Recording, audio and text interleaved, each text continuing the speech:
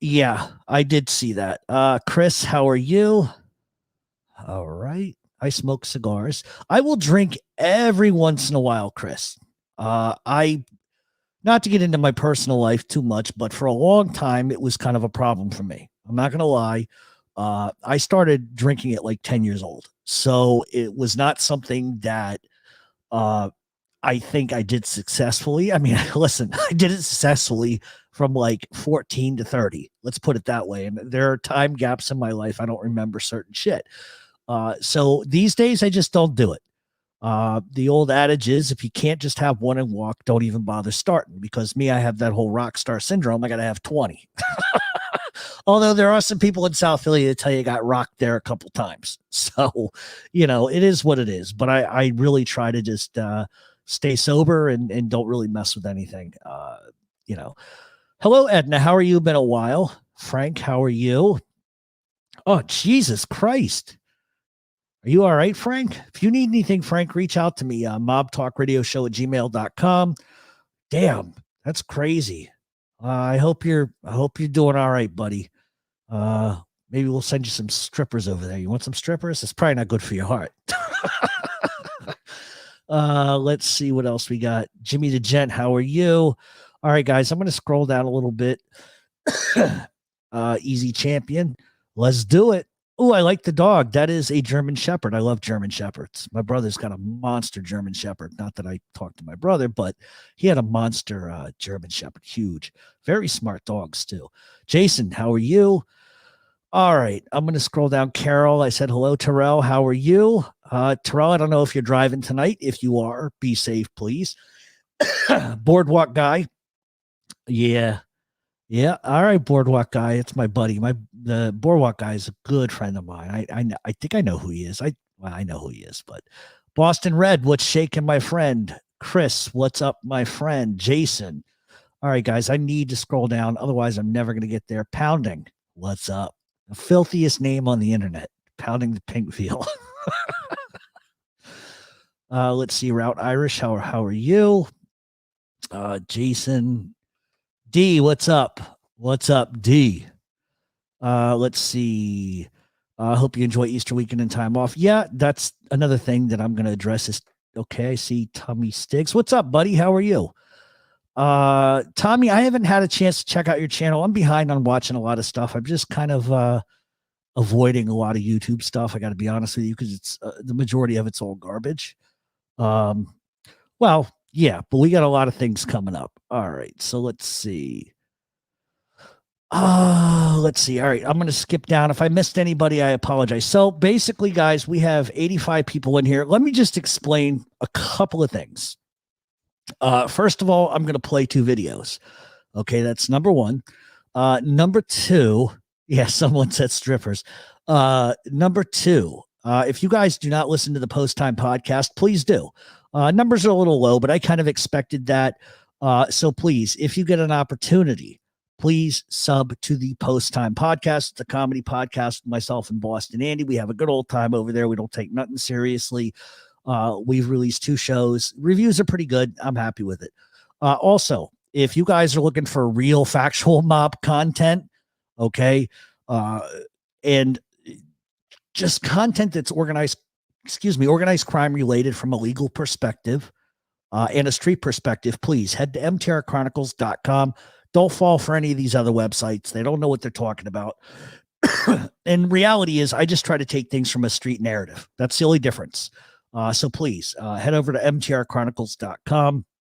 Also, we have an award-winning podcast on the mafia. You can join that at mobtalkradioshow.supercast.com. We have done almost the entirety of the 5 families, and we're not talking about just John Gotti and one other guy. Like, we go from beginning to like almost the end. So if you're interested in all of that, please head over to mobtalkradioshow.supercast.com. And what we are doing at this point, anybody who joins, if you want to listen for a month, it's $7. If you don't like it, let me know and I'll refund your money. That's the way I work. So if you're interested in that, do that. Also, if you have an opportunity, please subscribe to the Smith's Haunted Ghost Tube, Fat Bald Sicilian, Tyler Nolan, my buddy, And the Grim Life Collective. If you are unfamiliar with the Grim Life Collective is, they sort of visit haunted places, but they talk about the history of it. They recently were in like Wisconsin and were like visiting the Jeffrey Dahmer house or where his grandmother lived. They went to Vincent Price's house where he grew up in St. Louis. They do a lot of cool stuff. They live out in California, but they travel all over the country doing cool stuff. It's one of my favorite shows to watch. So let me hit the comments really quick. Uh-oh. Let me see. What's up, Barry? How are you? I hope you're feeling okay, buddy. Midwest Mafia Productions, first mob family. I was into the Philly mob for me. Yeah, it's a good crime family to be involved in. I mean, not these days, or not right now. But they are as far as that. Okay. Once again, I'll say this. I cannot legally talk about it right now, but what I can tell you is there are things coming. Okay. People like to trick me into answering that question, and I can't. FBS had an amazing show earlier. I caught bits and pieces of it. It was, you know, it was a good show. I mean, some of what he talks about like appeals to me because I can understand that sort of thing happening, but because I was never really sort of an addict like that, I have a hard time understanding it, but I think it's good for people that are. I think it's a good place for people to kind of come together and talk about it. And I think that's the important part. Let's see, just got treatment today, so I'm feeling a little like shit. Yeah, no, I know how that goes. And, you know, I know. Oh, geez. All right, let me see. Okay, so we've got what's real, what's shaking. Guys, if you guys will just bear with me for 1 second, I'm going to play two quick videos. One of them is like 3 minutes. The first one is a documentary that is going to be coming out very soon. The Teflon is gone, the Don is covered with Velcro, and every charge in the indictment stuck.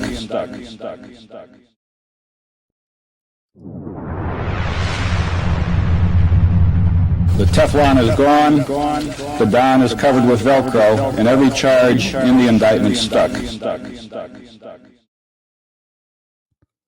All right, so we're going to play this second one, and then I'll come back and talk about both of them, and then we're going to get into why I'm not doing YouTube Live anymore after tonight. All right.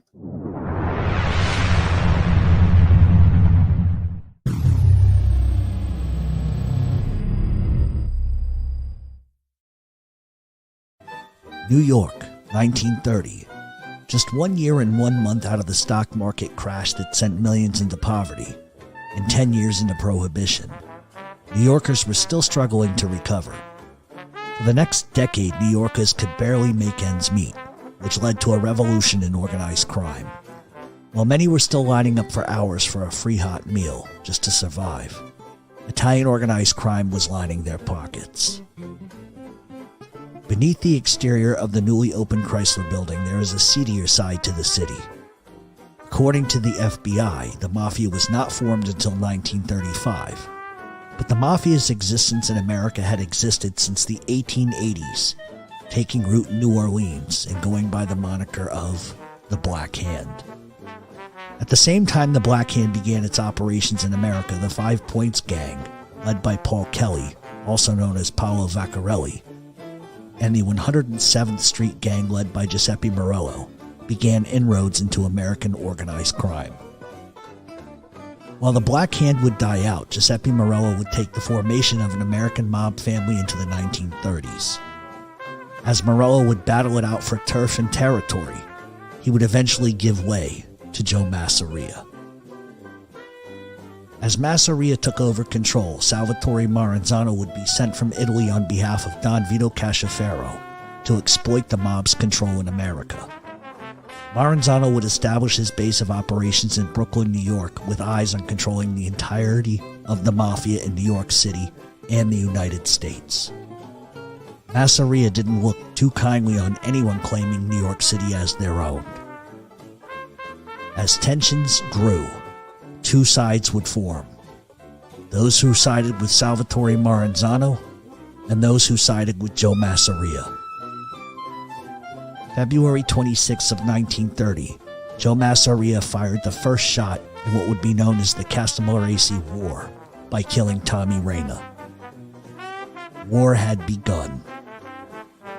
Dozens over the next year would be killed, but there was one man from Naples who eyes the underworld very differently. He is a visionary.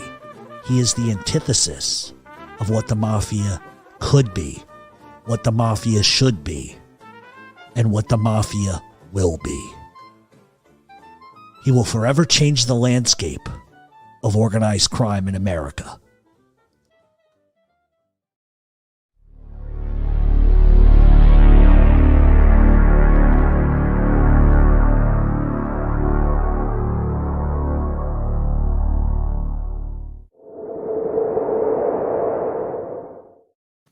So, for those that are going to ask, that footage was literally taken in 1930, 1 month before the Castellamare War began.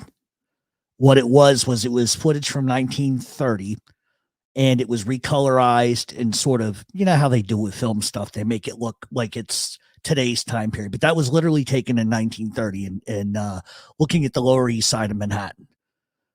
So that is real footage. One of the things that you can expect, first of all, with the first one, the United States of America and Salvatore Gravano versus John Gotti is going to be an exploratory documentary about a lot of the things that Sammy Gravano has lied about. There's a lot of documents that I have. Listen, I'll be honest with you. It's not to make John Gotti look like a saint. He did a lot of bad things. I think everybody knows that. I don't think anybody's going to pretend that that's, not the case or whatever. But a man should never be convicted in the words of another man. A man should be convicted by a jury of his peers and those prosecuting him. And there's a lot of things within that particular case that were wrong. There were things that were withheld that should have been shown to the jury. Did you guys just hear that noise? So for those of you that are into ghosts, I don't know if you just heard that. That happens repeatedly in my apartment in New York. Nothing fell. I don't even have any like fucking pens on my desk. Nothing. And then when I go and I look on the floor, there's fucking nothing. That's the shit that happens in this apartment. But anyway, it's more or less about the things the government hid. And it's about certain facets of things that Sammy Gravano has said that are lies. And so that's what the first one's going to be about. And I don't know when we're going to release that, because that's going to probably be released on a platform other than YouTube. As far as the secondary one, Lucky Luciano, that is going to be made by me. Obviously, I'm the narrator of it. I'm really looking forward to it. And we're going to start doing a lot of that. And so the best way for me to sort of answer like what's going to happen from here on out, I'm still going to be putting stuff on the platform. I'm still going to be putting videos out on YouTube, still going to be doing what I do. This is not my gig. And the best way for me to like totally answer why I'm leaving is this right here. When a clown moves into a palace, he doesn't become a king. The palace becomes a circus. And the mob genre has become a goddamn circus. Everybody and their mother thinks they can do it, which is fine. I have no problem with that. There are certain people that do a great job at it. But there are other people that are complete and utter fucking frauds. They have no idea what they're talking about. They copy my format. They copy off of my show. And I'm just tired of it. And then there's the whole drama aspect of YouTube in general. I don't hate anybody. I don't dislike anybody. But there's an awful lot of people I want nothing to do with. And that's just where I stand on it. And the live thing is not my bread and butter. Unlike a lot of other people that are involved in this genre, I think I'm probably the only one that's making my living doing this.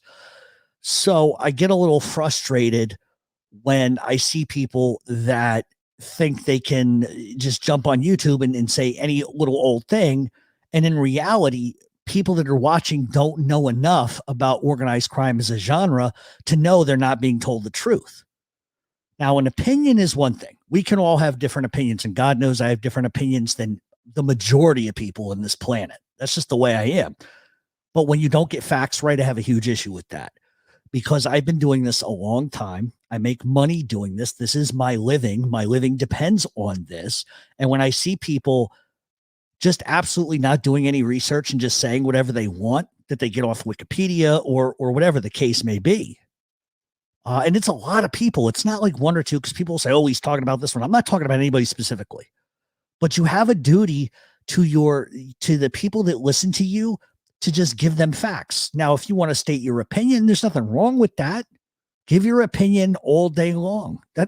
Listen, I can have a difference of opinion with somebody all day long, but don't tell lies and know what you're talking about. Because what you're doing is you're taking a genre that I love, a genre I work in, and you're making a fucking mockery of it. And that's what I don't like. And then when I come out and I speak on it, 1, 2, 3, 4, or 5 of them will think I'm individually talking about them. And then they start attacking me and making threats. And that's not what this is about. It's not about competition because I'm better than all of them. That's just the truth. There's no ego in it. That's just the truth. And I don't like that. And that's fine. But there are people who generally do research. Jeff Nadeau. I'll give you a good example of Jeff Nadeau. Jeff Nadeau, for the most part, does good stuff. Do I like him? No. Is he a fraud? Pretty much. But does he get factual stuff right most of the time? Yeah, absolutely. OC Shorts does good stuff. Get some stuff wrong at times. That's okay. Listen, anybody new to the genre is going to make mistakes. But if you're too lazy to do the research, get the fuck out of the genre. And don't call yourself an expert. That's just where I come from. So that's a lot of the reason why I don't want to be a part of the live. It has nothing to do with I don't enjoy talking to you guys. I don't enjoy like doing stuff.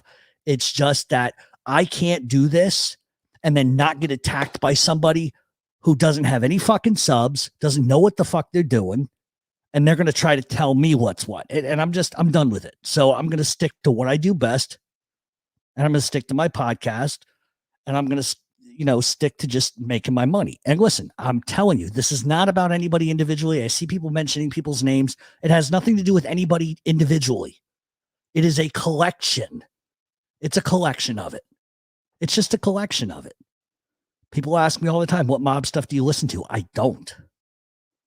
Because I can't sit through something when somebody is like, I'll give you a good example of this.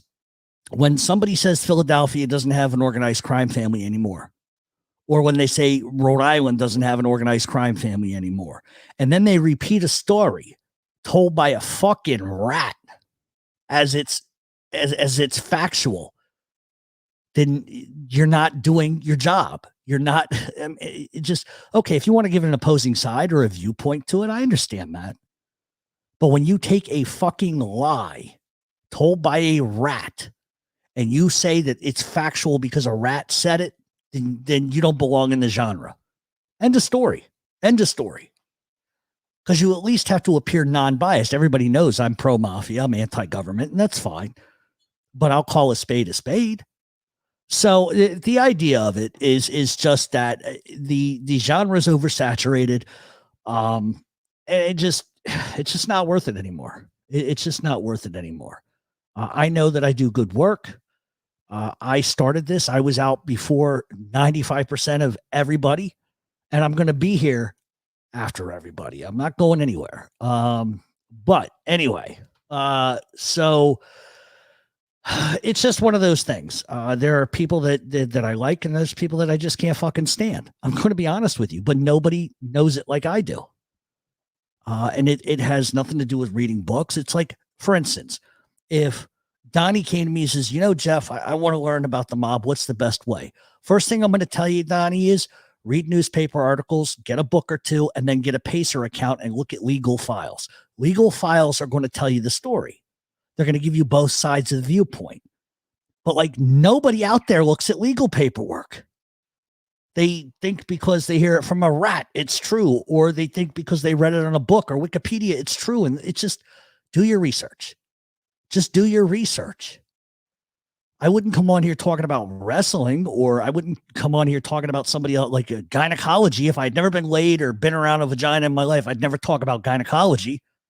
But yet it's okay that everybody else does. So I just don't get it. I don't get it. But anyway,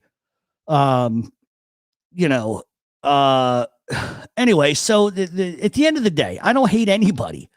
I really don't hate anybody. I really don't. I'm cordial to Lee Cole. I'm cordial to Fat Bald Sicilian. I'm cordial to most people. I'm not going to fight with people. But at the end of the day, You know, there's a time and a place for everything. I don't like a lot of the ugly stuff that's going on.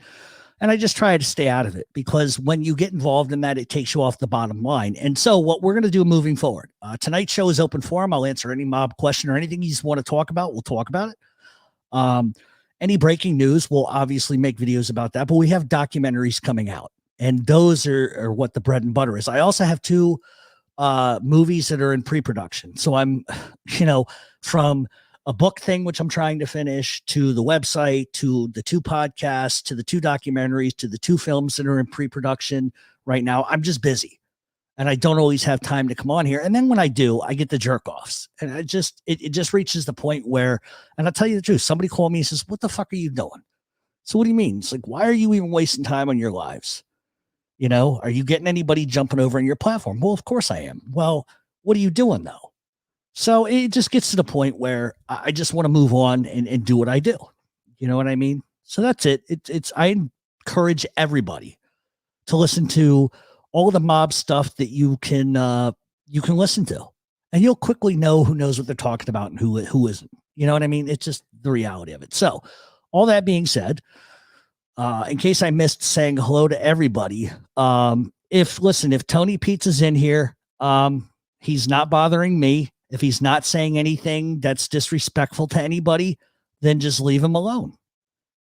It's simple as that. If he's actually in here and that's the real Tony Pizza, who I don't really even know Tony Pizza, to be honest with you. If he's in here and he's not bothering anybody, he's not saying anything horrible, just leave him alone. Just leave him alone. You know what I mean? No reason to just throw somebody out to just throw them out. Anyway, let's see. All right. He's gone. Okay. There you go. Listen, and here's my rule, right? So Dana, I believe, has a wrench. I believe Donnie has a wrench. If you guys throw him out, then obviously,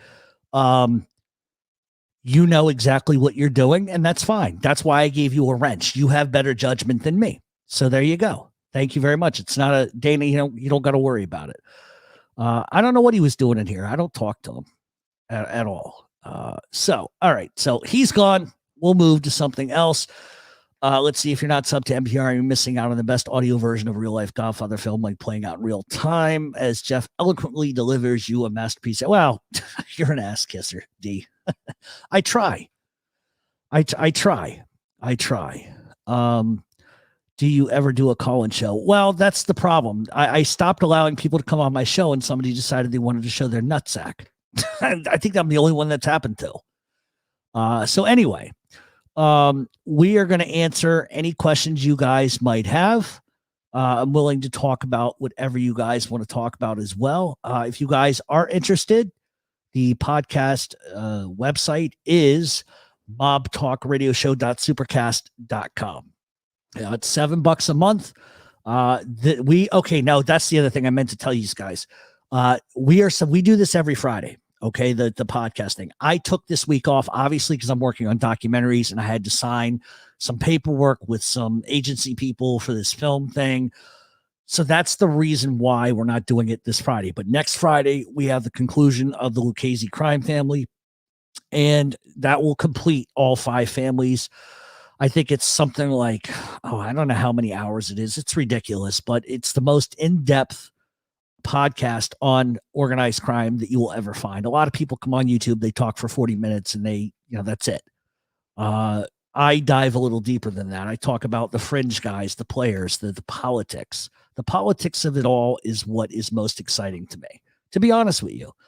So you can head over to mobtalkradioshow.supercast.com. That's where you can find us. Please do me a solid. Please subscribe to the Smith's Haunted Ghost Tube, Fat Bald Sicilian, Tyler Nolan, and the Grim Life Collective. Also, you can do me a favor by subscribing to this YouTube channel as well, because this is where you're going to get all your updates. Also, if you get an opportunity, please head over and sub to the Post Time podcast, which we are going to be having a format change with that.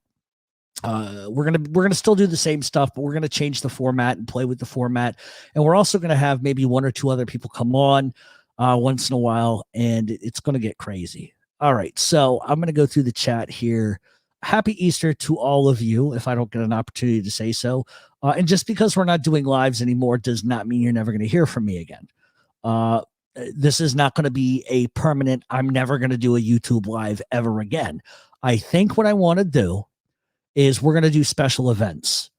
And the special events, maybe once every month, we'll do a 3-hour live, and we're going to give away a ton of shit, a ton of swag, artwork, shirts. That's what I would rather do. And so it's going to be one of these things where it's not announced, where it's going to be like on the first of the month, boom, at 8:00, boom, I'm there. So one of the clue-ins to that is if you go over and you join, oh Lord, where's my fucking banner over here? If you head over here to mobtalkradioshow.supercast.com and you join up, you will automatically know what the deal is going to be, because I will announce it the day of. So we're not leaving permanently, but we're going to back this off to once a month. We're going to do a 3-hour show. We're going to have a guest or two come on, and we're also going to give away a ton of shit. So I'm not leaving forever. I'm just not going to do this once a week shit anymore. I just can't do it. I just don't have the time. So, all right. Let's see. What's up, Jeff? Been a while. Yeah, it has been. I've just been busy. The infamous New York Eves ball drop. Yeah. Unreal. Only that could happen to me. Oh, really? Is that why he took the show down? Because I saw the show went down. I like to hear about the guys you don't hear much about. Well, that's one of the things that we do on the podcast. A lot of people think that they come on YouTube and talk about some obscure guy they've never been talked about before, but that's one of the things we specialize in. We talked about a whole entire crew that nobody's ever heard of before, that were real guys from Sicily that moved to the South, who, with 5 of them, 3 of them were brothers, took over like 3 different states. That's how powerful they were. And that's a story I didn't want to tell on YouTube. We told it over on the podcast, and we talked about them a little bit on a live, and a lot of people donated money because the guy had a stroke. He's recovered. Pistol Pete, he's doing well. And that was a blessing that a lot of people definitely helped out with that. But we talk about things over on the paid format that I probably would not feel comfortable talking about on YouTube. I got to be honest with you. Can you give me some cliff notes on Sally Dogs Lombardi? I can. You can head over to mobtalkradio.supercast.com, and that's where you can find out more information on him. Let's see. Well, someone in the chat tells your guest he has no balls. Don't be surprised in the next. Yeah, nope. Franks and beans. Absolutely. Let's see. Happy Easter to you too. Let's see. South Philly legend Bobby Raydell recently passed. He once told a story about how Angelo Bruno got him out of a contract. Were you a fan? Yeah, I mean, I think everybody and their mother was a fan of Bobby Raydell at some point. You know what I mean? As far as that story, I know a little bit about the story, but you know, it's like everything else in life. You hear stories, you really can't tell, what's really accurate and what isn't sometimes. What is your take on the family and 1%er tension getting thick in Jersey? Oof. Oh, I don't know if I want to go there, to be honest with you. You know, one of the things that I do that I want everybody to understand is that if I talk about anything that is non-historical, meaning most of what I talk about is historical, I will talk about current things, but I will only discuss them in terms of indictments and that sort of stuff. If you're coming to my show because you want me to tell you who the boss of the Gambino crime family is right now, I know, but I'm not going to tell you that. I just don't believe in that. I don't think that that's something you should do.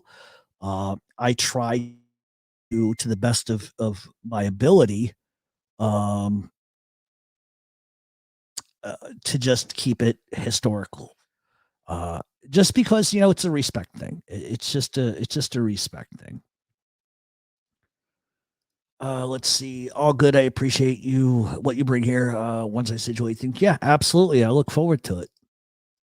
The Catones are my favorite. Yeah. These guys, oh man.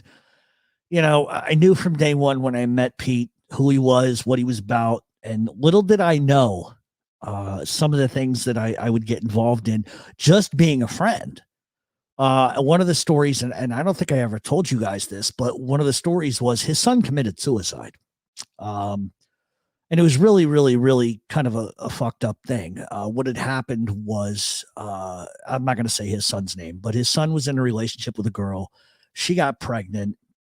And the juxtaposition of what happened was the son, I think him and the girl were having some issues. Okay.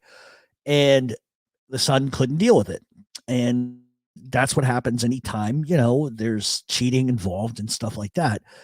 And his son had tried calling him earlier the day. And I know that because Pete had told me, he says, my son's looking for me. Have you seen him? Because I used to run into him in town. I was like, no. And he's like, well, let me go check. And he disappeared. And then later on that night, I got a phone call from this guy named Paulie, who told me that his son blew his head off on the back porch. So his son went to the father's house, Pete's house, and he blew his head off on the back porch.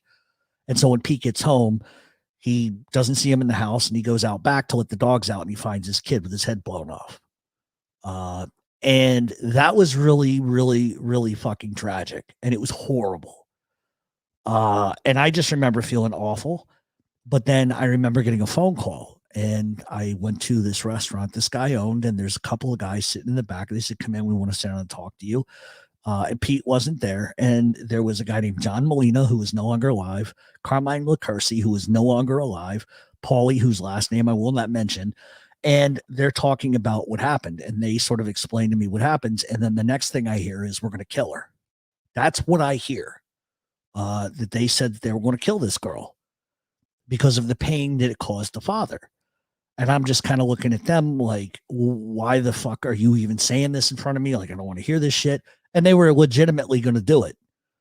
And thankfully, they had a lot better ideas days after that because they were going to kill this girl. She was going to disappear, and that was going to be the end of it. That's how angry people were. But they were serious fucking guys. His brother wanted to try to kill an FBI agent.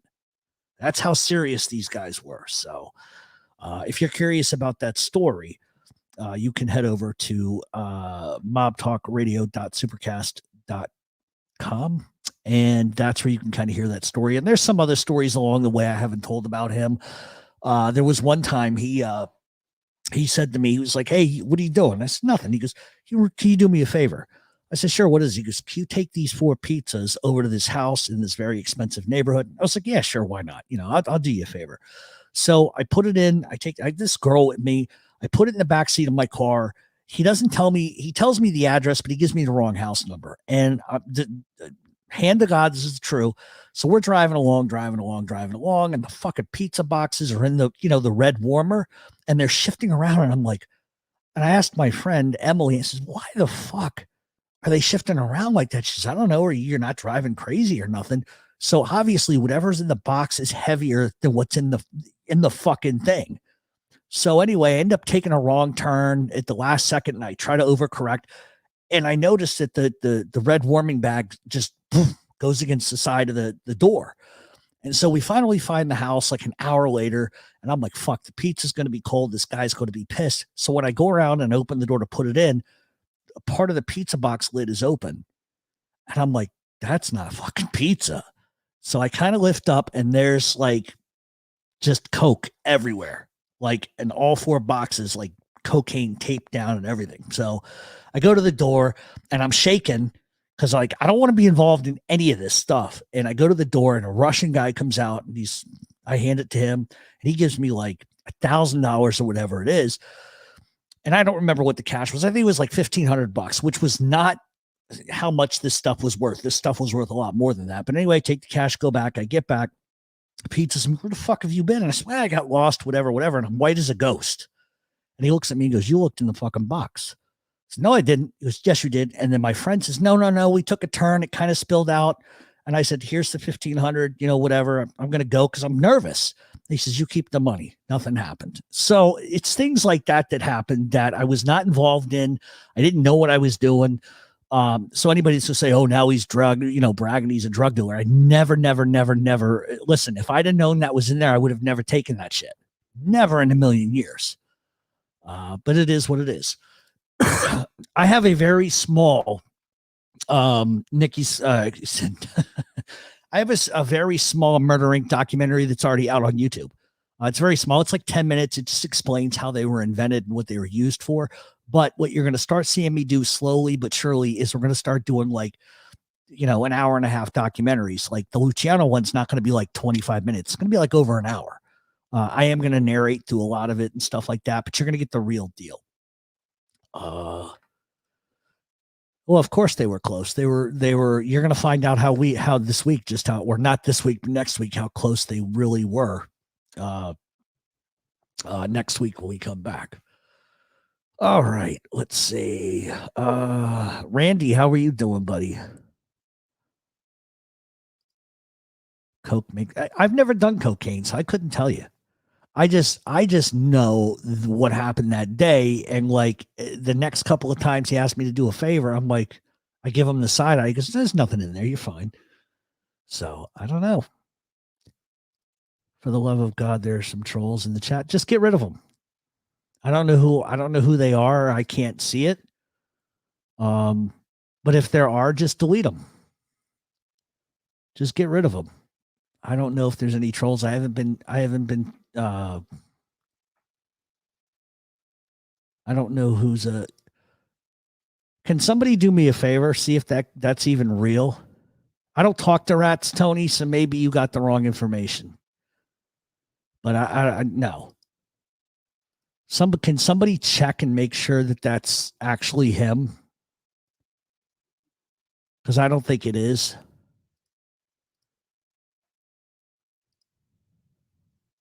It's a troll. No, I don't have rats on my show. I've never had rats on my show. I'm not going to have rats on my show. That's just the bottom line. Yeah, I didn't think so. People just want to come in here and they want me to attack that guy because he's fighting with whoever he's fighting with. My perspective is that anybody can interview whoever they want, have whoever they want on their show. It really doesn't matter to me. But what you can't do, you know what? It doesn't matter what my opinion is. See how smart I'm getting? It doesn't matter what my opinion is. But let me just tell you something. There may or may not be one of, see, I don't know if I want to say this. This could get somebody in trouble, but there may be somebody in this chat right now that I know that I can make one phone call to, and he's the real fucking deal, cartel wise. So I don't play with the pigeons. They got a saying, don't play with the pigeons. So I don't play with the pigeons, and I don't know who that Tony guy is, at all. Holy crap. Okay. But to each their own, I could care less what anybody else is doing. You don't have to attack anyone. They'll all kill each other off in the end. Yeah. Well, listen, here's the truth. Here's some truth. The truth is that anytime you jump on YouTube, and I've seen this, and this isn't just this genre, but I've seen this on YouTube in general, is you come on and you start yappa-dapping. Okay, Dana, that's good. They come on and you start yappa-dapping. That's what you're going to be known for. And then when you do that for so long, and then you try to like change with the times, I said this months ago, if your niche is fighting with people, okay. And I know because when I started this genre, that's what I did. That's what I was known for. And however long you do that for, it takes 3 times as long for people to not see you in that light. So what ends up happening is if you move too quick and you say, well, I'm not going to do this, or I'm not going to engage that person, and you keep doing it, you're not going to grow as a channel. And that's why you see what I like to call stunted growth on YouTube.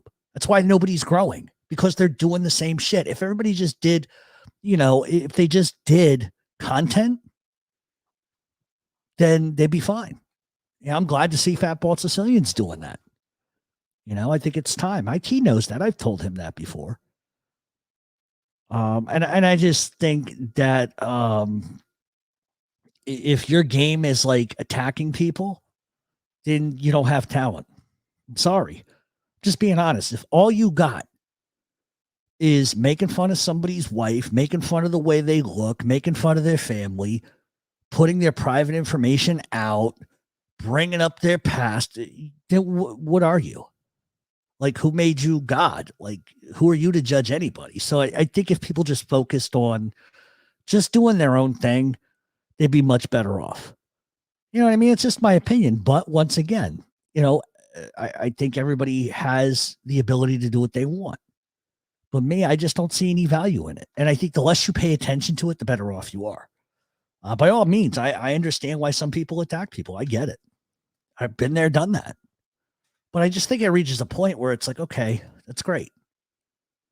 But I just, your value has to be something more than picking on people. Now, if somebody attacks you and your ethnicity or whatever the case, by all means, do what you got to do. But I just think you're defending yourself to people that are faceless. You're defending yourself to people you're never going to see.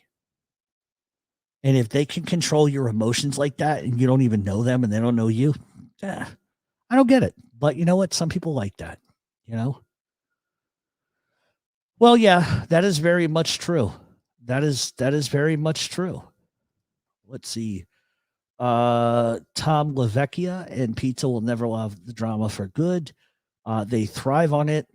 The thing is I don't really know much about whoever this Tony Pizza guy is. I know that, he said some things about people, but that's none of my business. I don't make it my business. I don't agree with some of the things I've heard, but what makes me the social justice warrior? It doesn't give me the right to do it. I can have my own opinion, but it doesn't really, it doesn't really matter. But teach their own, you know what I mean? As far as Tom LaVecchia goes, he's never really done anything bad to me. So I can't really, listen, other people's beefs with other people. If I don't have a beef with them, I'm not going to beef with them. It's just not what I'm going to do. I think at one point, Tom LaVecchia was doing good stuff. I think Tom had some moments where he slipped a little bit. As far as like some of the nonsense that I do hear about, I don't know what's true and what isn't, because everybody has a different narrative and everybody has a different perspective on it. And so I just try to stay out of it. I try to stay out of it. But if I were Tom LaVecchia, if I were to ever give him any advice, stay the hell away from all the YouTube people. Just do your thing. You don't need them. Just like I don't need them, they need me. You know what I mean? So that's the advice I'd give to anybody. If you don't want a problem, don't look for one. But I think when Tom LaVecchia was doing his thing with John Panisi, I think he was, I didn't listen to any of it. A couple of them I had to, because Panisi was lying about some people in Philadelphia who I know, and they were blatant lies. I did have an issue with Tom because I felt like Tom could have like really kind of sort of gone at him about the validity of that. But then again, when that's your partner, what are you going to do? Say, oh, you're lying, So listen, I don't have a problem with anybody. I really don't. And if I did, you guys would be the last to know, because I just don't agree with putting my shit public anymore. I'm just not going to do it, because there's people that, that are behind the scenes doing crap behind my back against me right now, currently. And they don't even know that I know, but I just don't care. I don't care, because I'm going to keep collecting my money. I'm going to keep doing what I do best. And I just, if you're that bitter, then just be bitter. I don't care. That's it. That's what I do. Let's see. You better be a tough kid growing up if your last name is close to penis. Yeah. Yeah. He told some funny lies. I remember a guy in South Philly says to me, I says, yeah, did you hear what this guy said? He said, what'd he say? I told him, oh yeah, I had dinner with this one, that one. They all started laughing. So tell us more. This guy's so full of shit. Nobody's ever met that guy in their life.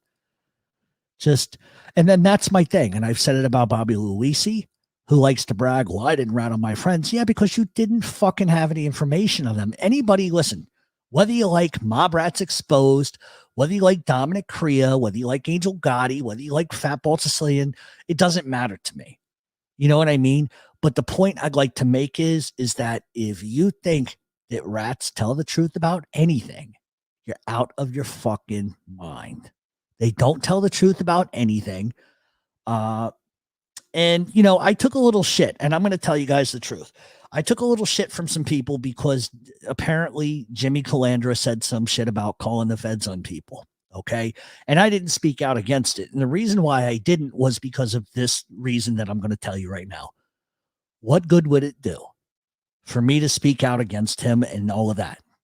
I don't like the guy. I can't stand the fucking guy. He knows it. Everybody else knows it. But I don't go out of my way to trash him because he's a nobody. He's a nobody. He can want to be somebody all day long. And if people are friends with him, they're friends with him. Me, I would never do that.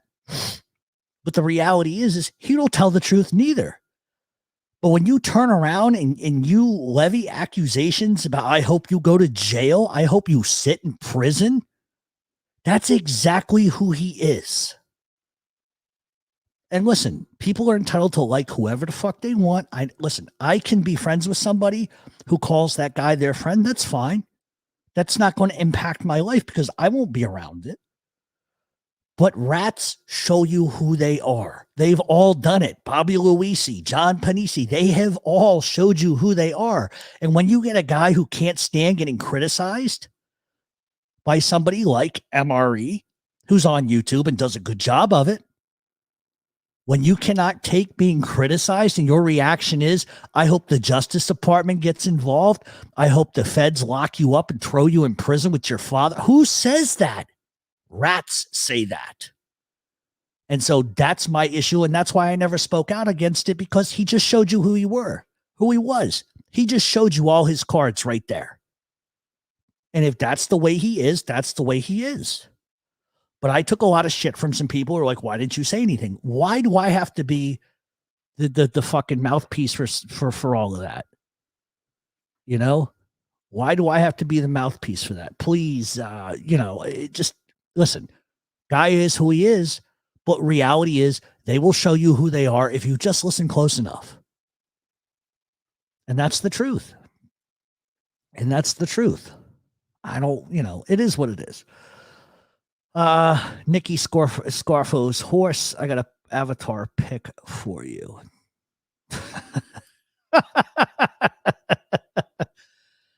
Agreed, Jeff. As a whole, lying is a part of being in the life. So what would make anybody think a traitor would be? Exactly.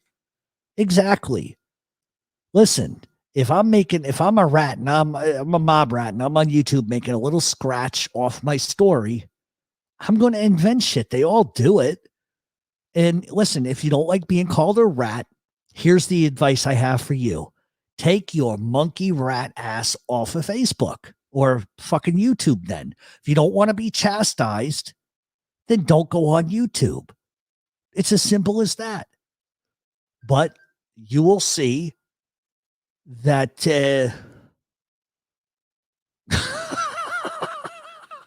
that's hilarious, D. But at the end of the day, it's just penis hands. I don't know. I don't know. How do you wish the system on anybody? Well, and that's my case, right? I have people that I fucking hate in this world. I wouldn't wish prison on them. I wouldn't wish the FBI came to their house.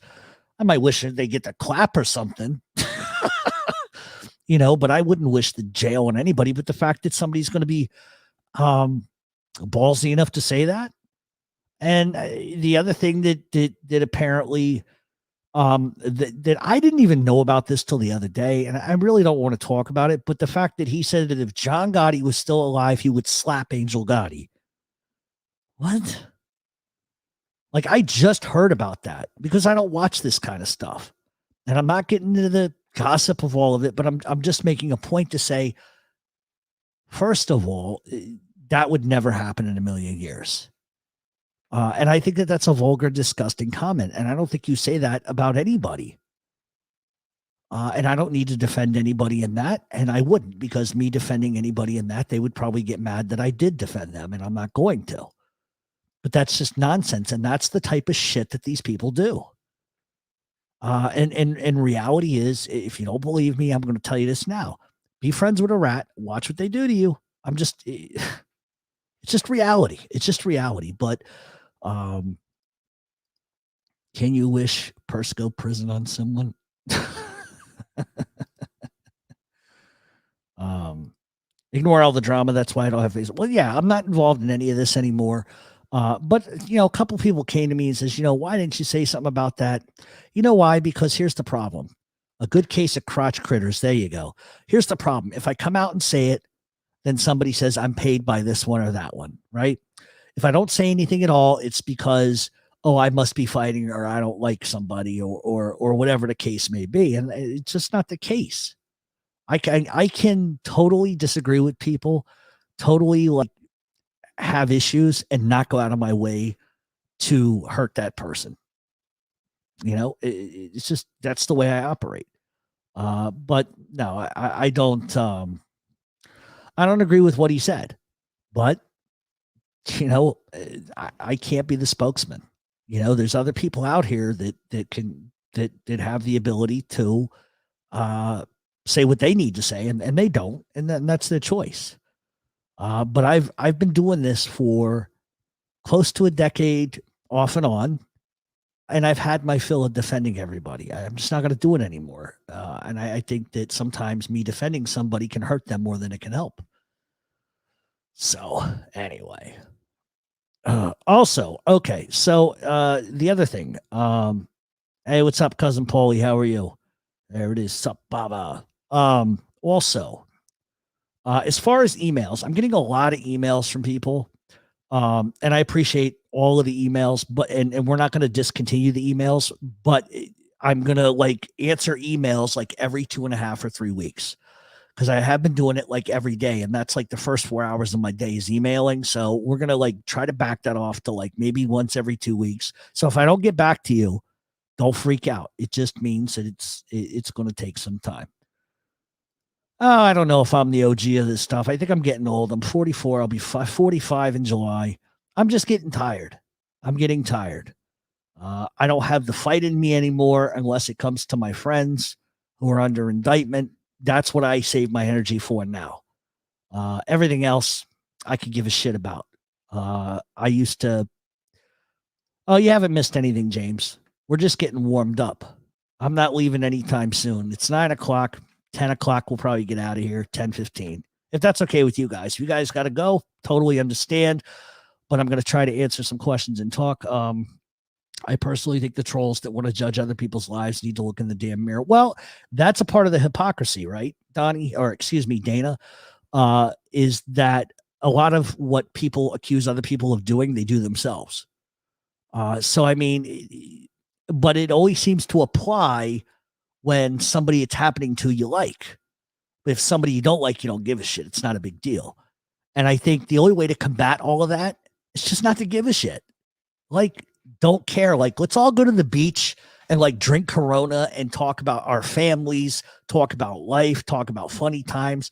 Who gives a shit what somebody who doesn't have a face has to say? It's not relevant in my world. I'm sure there's some relevance to what happens online, but I just don't have time for it. I don't watch anything. If somebody asked me right now, what's the only channels you watch? Most of them you have never heard of the channels in your life. But I do watch the Smiths Haunted Ghost Tube. I do watch them. Everything else I pretty much don't. I will check in with FBS once in a while, see what he's got going on. Occasionally I'll see what Lee Cole is doing just because I'm curious. But for the most part, I don't watch anybody's shit. I don't have time. I have enough headaches. You know what I mean? What I find is insane is that people think these rats are their friends and they give personal information like Francis. Well, you know what? Everybody learns the hard way. And I'm not going to, what's the word I'm looking for? I'm not going to castigate somebody because they choose to be friends with somebody else. That has no impact on my life. Does that mean I'll hang out with this person and that person? Boardwalk guy, which trailer are you talking about? Tell me which one you're talking about and I'll play it again. I just lost my fucking train of thought.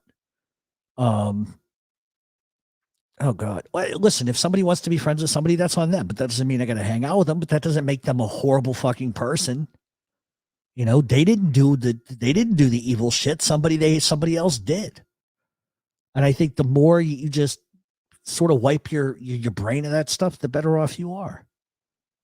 You know, Scarfo's horse. Here's an avatar for you. Oh, did you show it to him? That's classic. That's classic. Yeah, Boardwalk guy, if you're still around, which one are you talking about? Are you talking about the Luciano one, or are you talking about the Gotti Gravano one? The second one. New viewers are watching. Oh, okay. You guys want to see the second one? And guys, feel free to ask me some mob questions. I know there's been a few that I've bypassed, but we're going to go ahead and show the second trailer again because Boardwalk guy asked, and I like Boardwalk guy. He's a stand-up guy.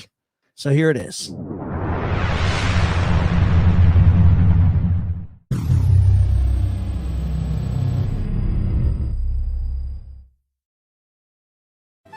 New York, 1930. Just 1 year and 1 month out of the stock market crash that sent millions into poverty, and 10 years into prohibition, New Yorkers were still struggling to recover.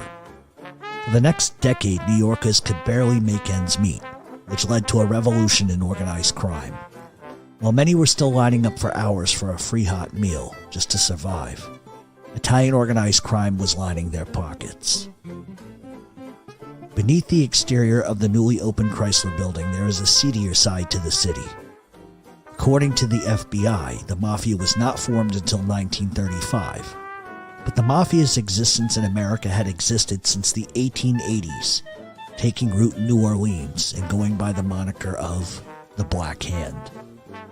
At the same time the Black Hand began its operations in America, the Five Points Gang, led by Paul Kelly, also known as Paolo Vaccarelli, and the 107th Street Gang led by Giuseppe Morello, began inroads into American organized crime.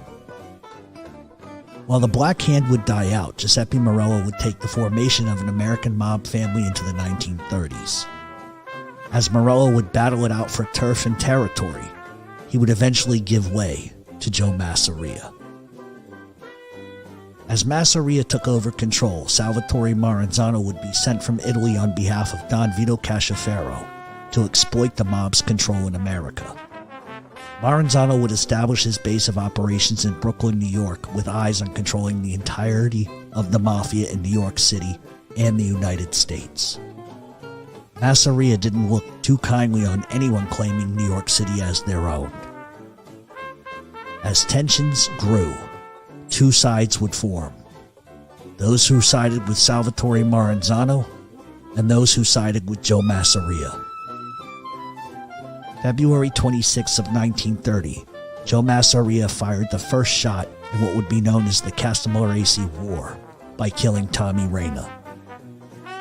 War had begun. Dozens over the next year would be killed, but there was one man from Naples who eyes the underworld very differently. He is a visionary. He is the antithesis of what the Mafia could be, what the Mafia should be, and what the Mafia will be. He will forever change the landscape of organized crime in America.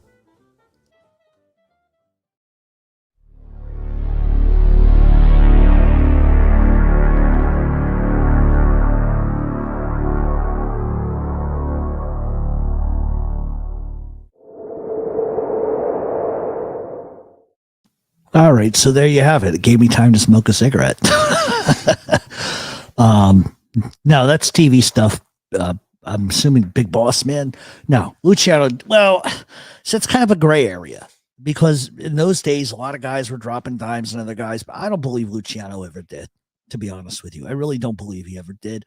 If somebody shows me proof of it, that would change my mind. But I don't believe that to be the case at all. So that documentary is being worked on now. We're going to have a lot of old stock footage from the 1930s. I'm looking forward to it. It's tough stuff. I mean, the whole process of doing that, just the timing of narrating, because what you have to do is you have your sort of synopsis of what you want to cover. And then you have to look for footage in the years, and then you have to look for photos, and then you have to put it on a screen, and then you talk into a microphone, and you have to like pace yourself. It's not an easy thing. And like for big Hollywood actors that do like the animated stuff, I have no fucking idea how they do that.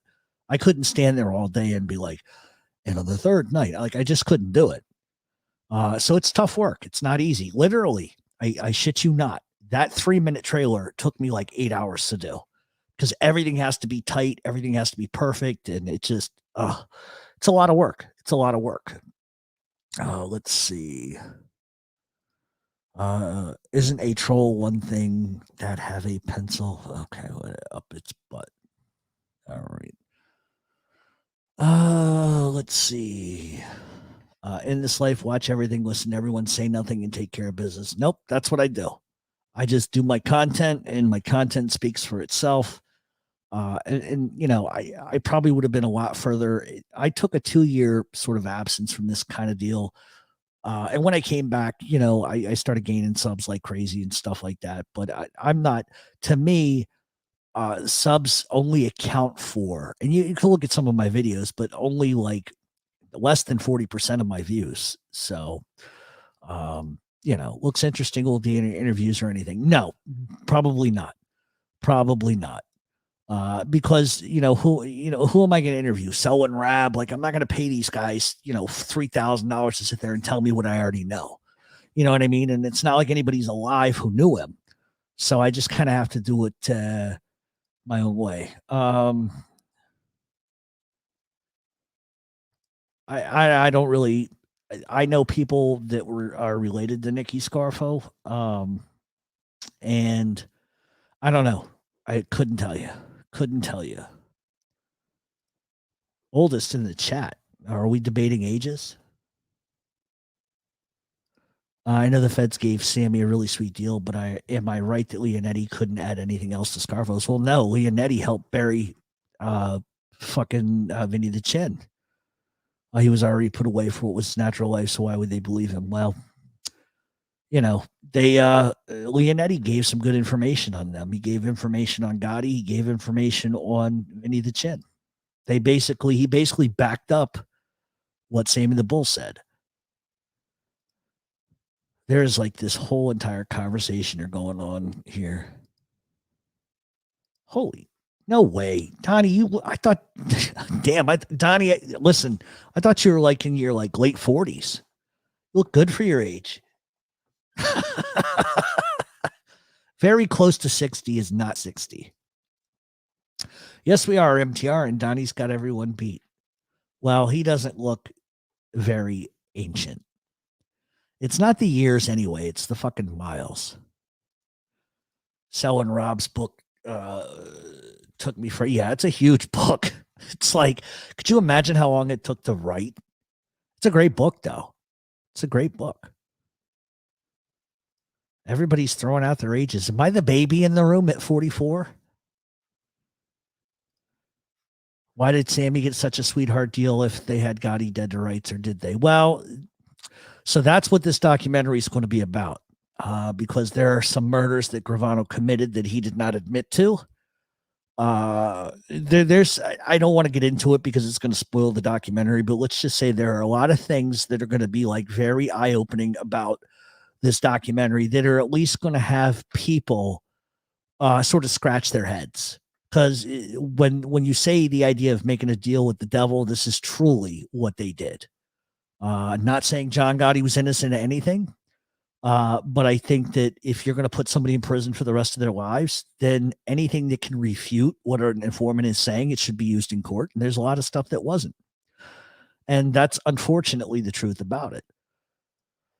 Who is the most reliable mob info stuff in the news? Bernstein or Capisci? Neither one. I am. Of the two of them, because I have issues with both of them, personal issues with both of them. I think that what Scott Bernstein covers really well is African-American gangs. I think that's his strong point. I think he does some mob stuff that's pretty good. Capisci gets a lot of his information from the feds. And that's the truth. Capisci, I think, sometimes steps on his own dick. I think Capisci, they call him the dean of organized crime and et cetera. But he's also written some books that can really be subject to people like Common Sense or even Angel Gotti to that extent, refuting it. I think he's written some things that just weren't accurate. And that's the only difference between me and everybody else is I will give you both sides of the coin. I'll give you my opinion, and then I'll let you decide. If you look typically at what Jerry Capisci writes, it's usually typically 95% pro-Fed. Very rarely does he ever chastise the feds, and that's just sort of my issue. Like, I get it. You write for a big paper. Now you're in business for yourself. So I understand it. But I don't think that, hey, Chris Corky, how are you? I just don't think they really know anybody on the streets. They may know some fringe people, maybe had a conversation here and there. I don't dislike Scott Bernstein. I dislike some of the things he's written in articles. I'll give you a good example. He wrote an article about an alleged wedding that took place in South Philadelphia. And he said that the alleged captain, underboss, boss, acting boss, whatever, had assigned seating charts based on their rank. And what is fictitious about that is the mere fact that this guy's daughter isn't even married and wasn't married. So he heard gossip and he reported it as true. I reached out and I said to him, you should retract that because let me tell you the truth. And I didn't go into details, but I just said that wedding, there was not a wedding. So that may have been a totally different incident, but it wasn't a wedding. And, sort of the respect I get is, well, who are you? You're nobody. You don't know anybody. Well, I'm telling you, I know the guy and he's telling me that you're full of shit, but they don't care. And that's the issue that I have with a lot of them. They don't care if they write lies. I do. I try to tell the truth in my articles. Granted, it may be from my point of view, but I always try to give you the facts. But the facts that he lied multiple times about guys in South Philadelphia, that it wasn't even accurate. And then when he's told from somebody who would know, and when I tell him, I'm not telling him to be a snitch. I'm telling him because I'm looking out for my friends and I'm telling him that it's not true and they pay me no mind and treat me like a jerk off, then I have no respect for a guy like that.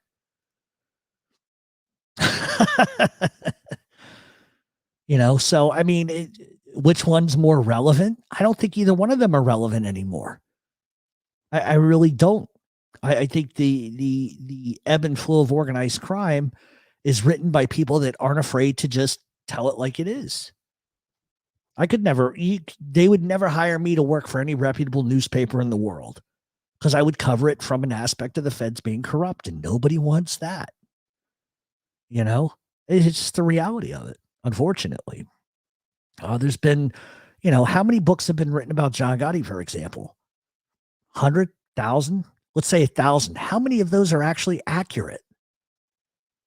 Like, I guarantee you they can't even get to like 60% accuracy, because they're only covering it from a Fed's narrative. And anytime you buy a book, you're reading the author's interpretation of the actual trial itself, or you're listening from the interpretation of somebody who's not been around street guys.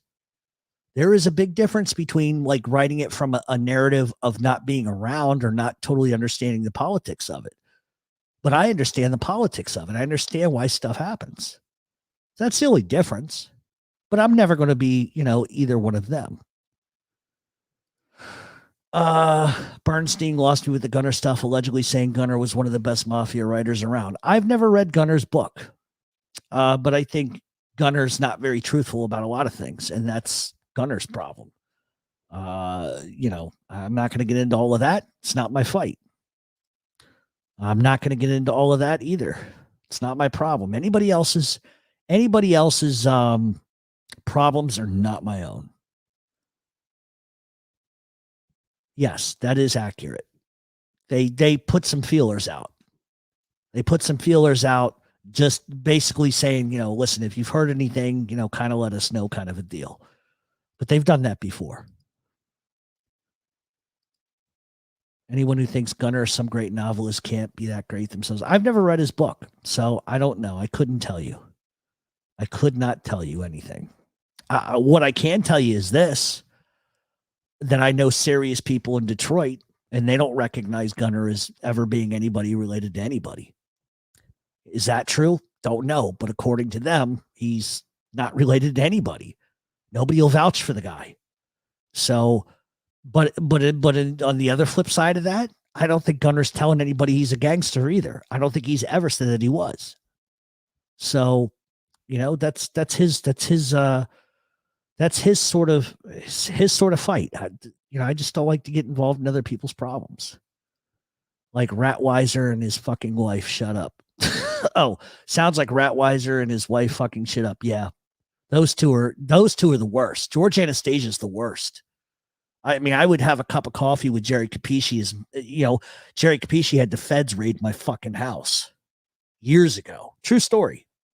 And I've talked about that plenty of times. Jerry even knows about the story because he emailed me like a year and a half ago, asking whatever happened about, with this deal. Do you remember the agent's name? Like, bitch, you remember what you did. Like, do I remember the agent's name? No. But I would have a cup of coffee, even though Jerry Capisci did that to me, before I'd ever have a cup of coffee with that fucking Ratweiser puke or that fucking Anastasia jerk off. But I have personal beefs with George Anastasia, and I would love to run into George Anastasia. I would love for him to explain some shit to me. Dave Ratweiser is just a fucking big mouth. That's all he is. I've never met I've never met two men that are so obsessed with Joey Merlino in my life. Like, if they could lick Joey Merlino after he got out of the shower, they would do it. I'm telling you. Like, remember those, I've said it before, remember them Tiger Beat magazines in the 70s and 80s or whatever? Maybe it was 60s and 70s, but I guarantee you, there's Joey Merlino photos all over that motherfucker's room. Call me Joey tonight. Call me Joey tonight. Say I'm the boss of South Philly. Go ahead. Say I'm the boss of South Philly. Go ahead. You fucking crumb. I know this is off topic, but the new podcast with Andy is fucking hilarious. Well, I'm glad you enjoy it, Gump Dumpster. Some people don't. Some people think it's a little risque, but we're going to be changing the format a little bit, and doing some other things. Yeah. If my buddy is listening, who just texted me, that's exactly what I was talking about. Sorry, guys. I'm going to talk to this guy for a second. That's exactly what I was talking about. It's a little strange to me. You know what I mean? And that's what got my antenna up to begin with. You know what I mean? That's why I'm very careful about what I ask when that guy asks those questions. So, anyway. All right. Do you think it was wrong to kill Billy Vesey for the sins of his brother?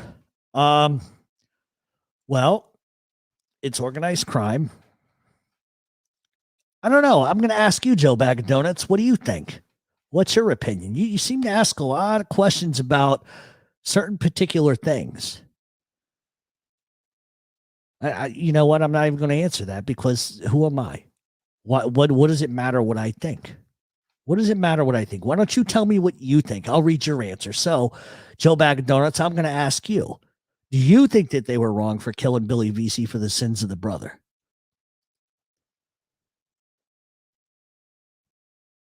Let's see what else we got. Okay, here we go. On the Sopranos episode with Ralph said a joke, Johnny Sack's wife, would that happen?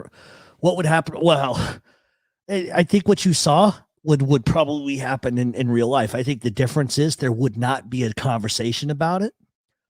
Somebody would get beaten. Somebody would get beaten for it. That's just the bottom line.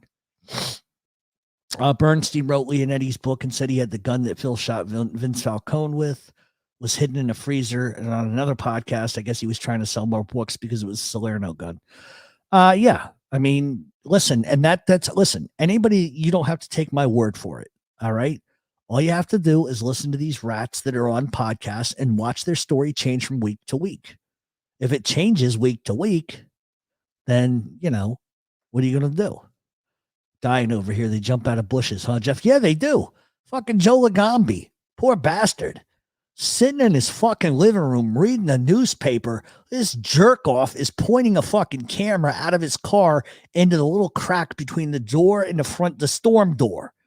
And here's Joe in his shirt reading the paper in his boxer shorts. Who does that shit? Who peeks over the fence while a guy is sunning himself on the back deck? Who does that? Like, that's not normal. That's not normal. He's hiding in the bushes when Phil Narducci got pinched. Fuck out of here. Like, if that were me, like, I guarantee you, if I lived in South Philadelphia and I ever got caught up in anything and I saw that motherfucker, I'm going to go to jail because I'm going to pop him right in his fucking mouth. You know, and then I'm going to say, go home and beat your wife like a typical Irish, you prick.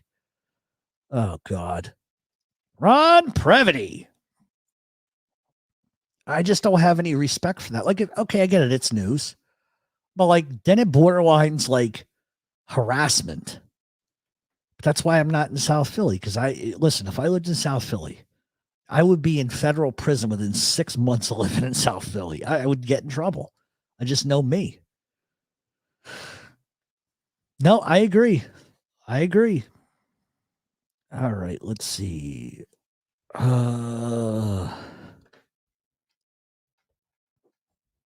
If Billy wasn't involved in criminal activity, then yes, it was the wrong thing to do. Well, I guess that's the way you see things. Jeff needs to start his own newspaper called The Truth. That's simple. I used to do a hot fucking newsletter when The Sopranos was out. And we used to send it to like 500 people. When every week we would wrap it up and I'd write some funny shit about it. We had a good time with that. You know what? I bet you Boston Andy has not seen more than 5 episodes of The Sopranos. I bet you he hasn't. Ratweiser sounds more like a paparazzi than a journalist. No, I mean, that's honest to God, Stacy, that's the way he is. And he thinks that people like him. That's what's hilarious to me. And it's amazing to me that all the times I've been down there, I haven't come across him. And that's probably for the better anyway. Him and I had a nice little fucking how you doing outside the federal courthouse here in Manhattan. We had some nice words. But he didn't want to say a whole lot. Like I told him, put your fucking camera down and say that shit. Go ahead, put your camera down and say that shit. He wouldn't. You know? Where the hell is Boston? In Massachusetts. I don't know. He's probably, I don't know. I don't know what he's doing. I didn't talk to him. I talked to him yesterday for a while, but I haven't talked to him today. And you're right. He probably is a fucking idiot. And I'm going to call you Mr. Margate. Let's see. I love South Philly. Always walk to I love South Philadelphia too. I love every bit of South Philly. South Philly. South. You know, it's funny because I tell everybody, they laugh at me all the time. Is I was down there, you hear that thing. So I get this from like one particular guy that I do hang out with when I'm there.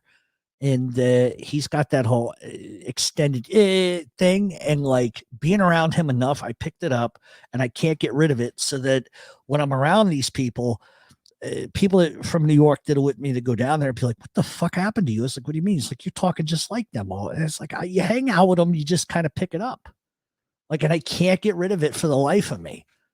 Like they use certain things down there that I've just picked up. I don't know what it is. You know, but I blame one guy for that. And I'm not going to say his name because he might get a little steamed, but fuck it. I'll risk my life on the last YouTube. I get it from Sonny. I get that from Sonny. I get that from him. Good guy. Love that guy. Do anything for that guy. Like my brother. Him and his brother like my brother. They're great guys. Jeff versus Ratweiser in a cage match. No rules. Yeah. That would be fun.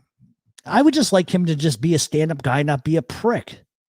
That's it. Like when I outed the informant, J.R. Rubio in Merlino's case, they made it a fucking point on one of their little walk talks, you know, the ones where they're walking hand in hand, jerking each other off down the street.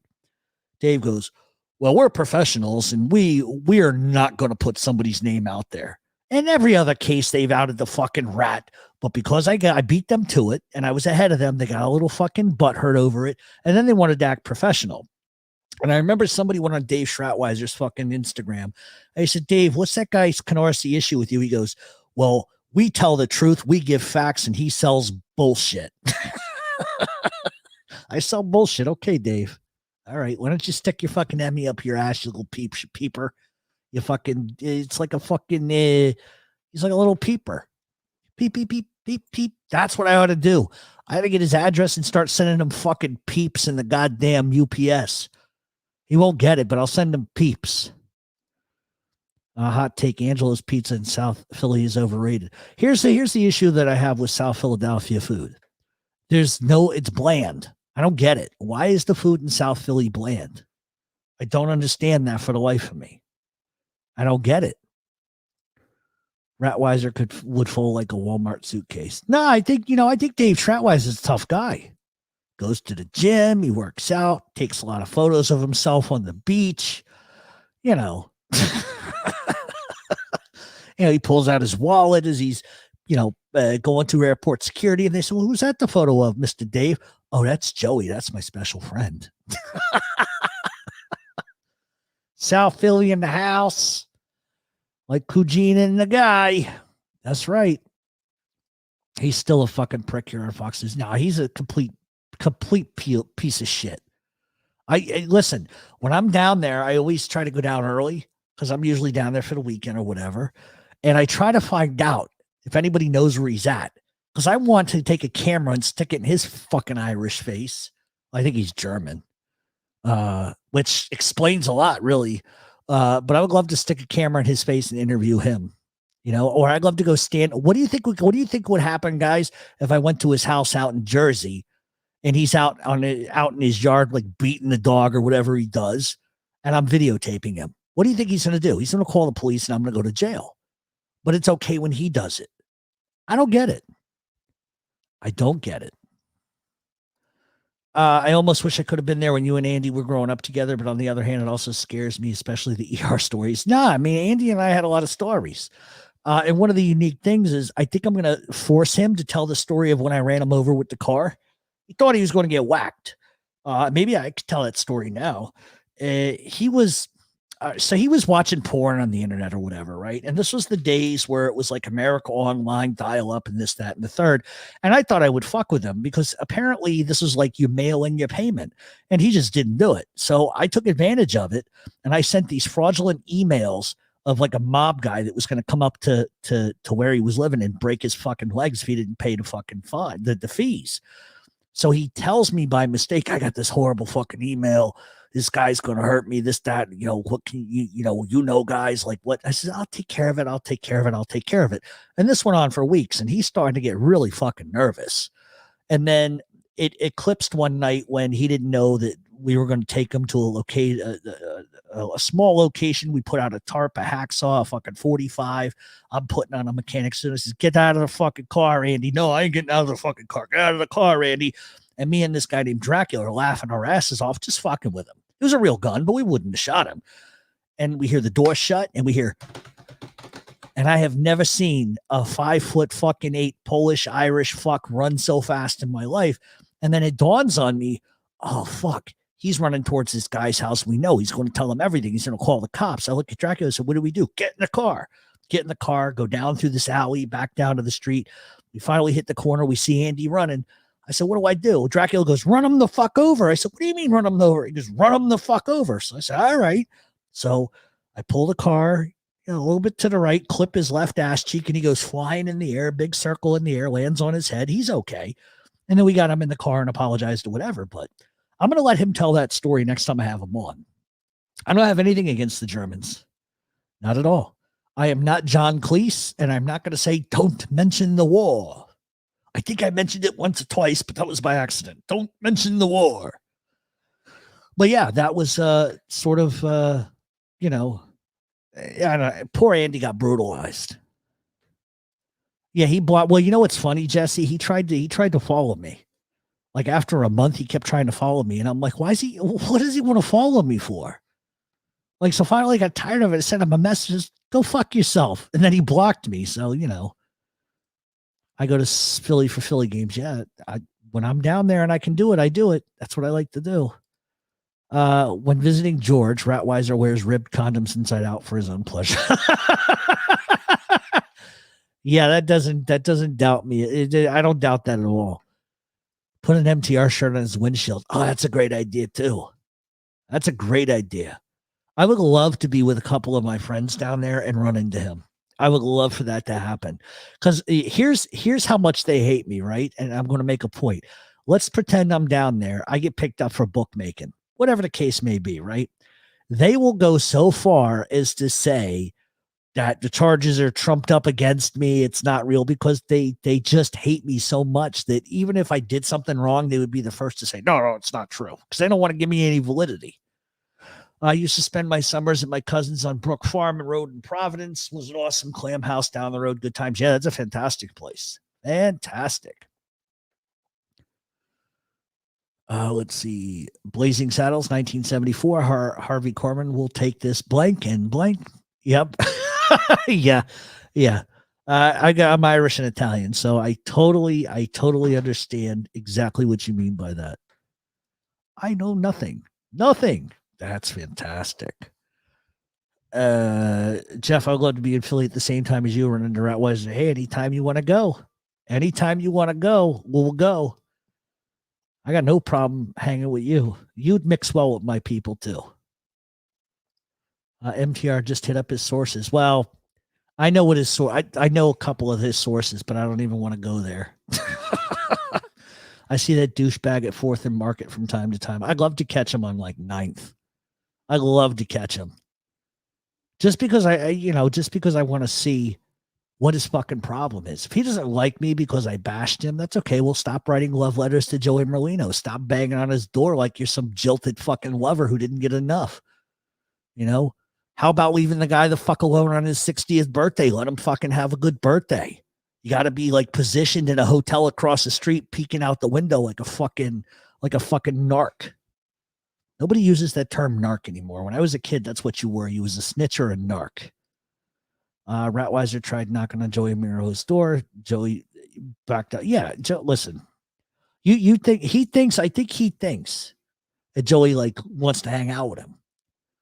You know, and I love how they tell me, well, Joey's a really smart guy. These guys are ridiculous. They act like fucking. I'm trying to draw a comparison. Like in New York, they wouldn't give a fuck. They don't follow, the press doesn't follow around gangsters in New York. They only do that in Philadelphia. Do they not have, like, you can't cover the carjackings? You can't cover fucking Kensington and the fucking zombies you got walking around down there? No, instead they want to harass fucking Italian guys. You know? And George Anastasia looks like he used to get the shit beat out of him all the time on the playground. I'm Georgie. This apple's for me and my teacher. And he used to get his ass reamed in the fucking courtyard. It's ridiculous. I can't stand either one of those guys. Naples. He was from Naples. Sit, Ubu, sit. Good dog. I don't know which one I can't stand the most. Damn narc. That's old school shit. Yeah. Don't narc on me. That was the big one. You fucking narc. You know? But we also in those days had the fucking neighbor where if you walked on his lawn, he'd go fucking crazy and grab a machete. Get the fuck off my lawn. So what would we do? Well, we'd go the next night with gasoline and pour it all over his fucking lawn and light a match. Fuck your lawn and fuck you. There was one guy in the neighborhood, right? He fucking had the nicest yard. Like the flowers were beautiful. The garden was beautiful. Like this guy spent an inordinate amount of time on his flowers. But for some reason, he always fucked with me. We would be playing street hockey, whatever. We got our little boombox listening to whatever the fuck, Metallica or fucking Guns N' Roses, whatever it was, because you listen to music when you're playing street hockey, punching the shit out of each other, having a good time. This guy didn't like the music, and it wasn't so loud that it was just to disrupt him. He was just a fucking asshole. And if any dog went near his yard, he'd pull out a BB gun and shoot the fucking dog. So finally, one day he comes out and he like takes a hammer and he smashes the fucking boombox. And we're like, fuck this guy. And a couple days later, he won Yard of the Year. And so he's going to be on the news. So we're like, oh, I got a great idea. So we went in the middle of the night, poured gas all over his grass, ripped up all of his flowers, pissed on everything. So when the news showed up the next morning and his yard was a fucking disaster, who won that? Who won that war? Telling you, I got a memory like a fucking elephant. I was a bad kid. I was a rotten kid. Lawn Nazis. Yeah, that's what they are. Get off of my lawn. Yeah, because me walking on your lawn is going to like somehow disrupt the culture of your flowers. It's the type of asshole that would play like lullaby music to the flowers. Fuck out of here. No, dog shit wasn't enough. Oh no, dog shit wasn't enough. We destroyed his fucking yard. And he knew we did it. He just couldn't prove it. He was the same one that went to like my little girlfriend's mother and said, oh, they were kissing. Like, fuck you, you pervert. Don't you got anything to do? Like, so when his dog died, everybody was like, oh, did you hear so-and-so's dog died? And I'm like, fuck that dog. And those orange street hockey balls did hurt. There were two kinds you could get. You could get the soft kind, the winterized, and then the summerized. But if you use the fucking winterized during the winter, that's horrible because they were hard as fucking concrete.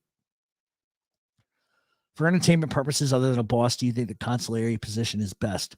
If somebody were to say to me what I would want, I think consigliere would be the safest position.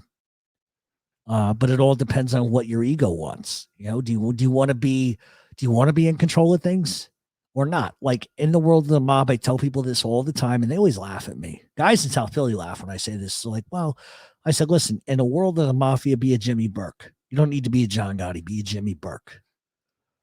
Favorite mobster quote, gas pipe. Yeah, I shot him 2-3 times, 19. Yeah, that was a hilarious interview. We're going to talk about gas pipe when we do the Gotti thing too, because there are some things that he said that were actually true, which I can't fucking believe, but they are. There's a stretch limo coming for you, take you straight to hell. Oh yeah. Listen, I'm prepared to go there. Been prepared there from day one. And maybe I get lucky. I go to purgatory. My father used to say, oh, hell is where all the Italians go. I don't want to go there. We ripped bushes and replanted them upside down. Oh man, I wish I would have thought about that. Yeah, but you know what? This prick got even with me because years later I was like knocking around with this girl and my friends are like trying to hang out and I'm young, so I want to do my thing. And so I was avoiding them and he gave them a fucking shovel. As a matter of fact, I'm going to post this goddamn picture on my community page on Mob Talk Radio later tonight. My neighbor gave them a shovel and they took the snow and buried my truck in the snow so I couldn't leave. So that if I snuck back from my girl's house, I couldn't dip out and say, oh, well, something came up. I'll post that picture. It's a funny picture. All right, it's 9:50. We're going to go till 10 o'clock, guys, 10:05. I can't believe we've held over 100 people for this long. Good night, Dana. Oh, 4 a.m. Yeah. I'll just be going to bed, Dana. If you are in charge, someone is always gunning for you. Absolutely. Be a guy that gets along with everybody, can make money with everybody. If you're tied to one guy, you know, you're going to have a problem. It's more beneficial for you to be, if you're going to be involved in that kind of stuff, get along with everybody. You don't have to be tied to nobody. Look at Jimmy Burke, you know, had a hell of a run. Didn't end well for him, but, you know, is what it is. Sorry, I'm sending a text to somebody who was like, where the fuck are you? You're not picking up the phone. No shit, I'm doing a live. Don't you pay attention? This half two, coffee on the veranda porch at 4 a.m. sharp. Good night. Good night, Donnie. Thank you for checking in. Eventually, I will be able to have coffee with you on the veranda porch. That will be fun. Do you think Bob Probert was the toughest guy to play in the NHL? Absolutely, 100%. Or Dan Kordick. He was a fucking beast too, that guy. I tell you what, though, and this is sort of a secret, the hardest that I ever got hit in my life was by Rob Blake. And so the background to that is when pro roller hockey began, I was drafted and I ended up playing. And this is when RHI first got its start. And I was in a camp and a lot of NHLers were making the jump during the summer. This is like right after Pro Beach Hockey. This is prior to Pro Beach Hockey.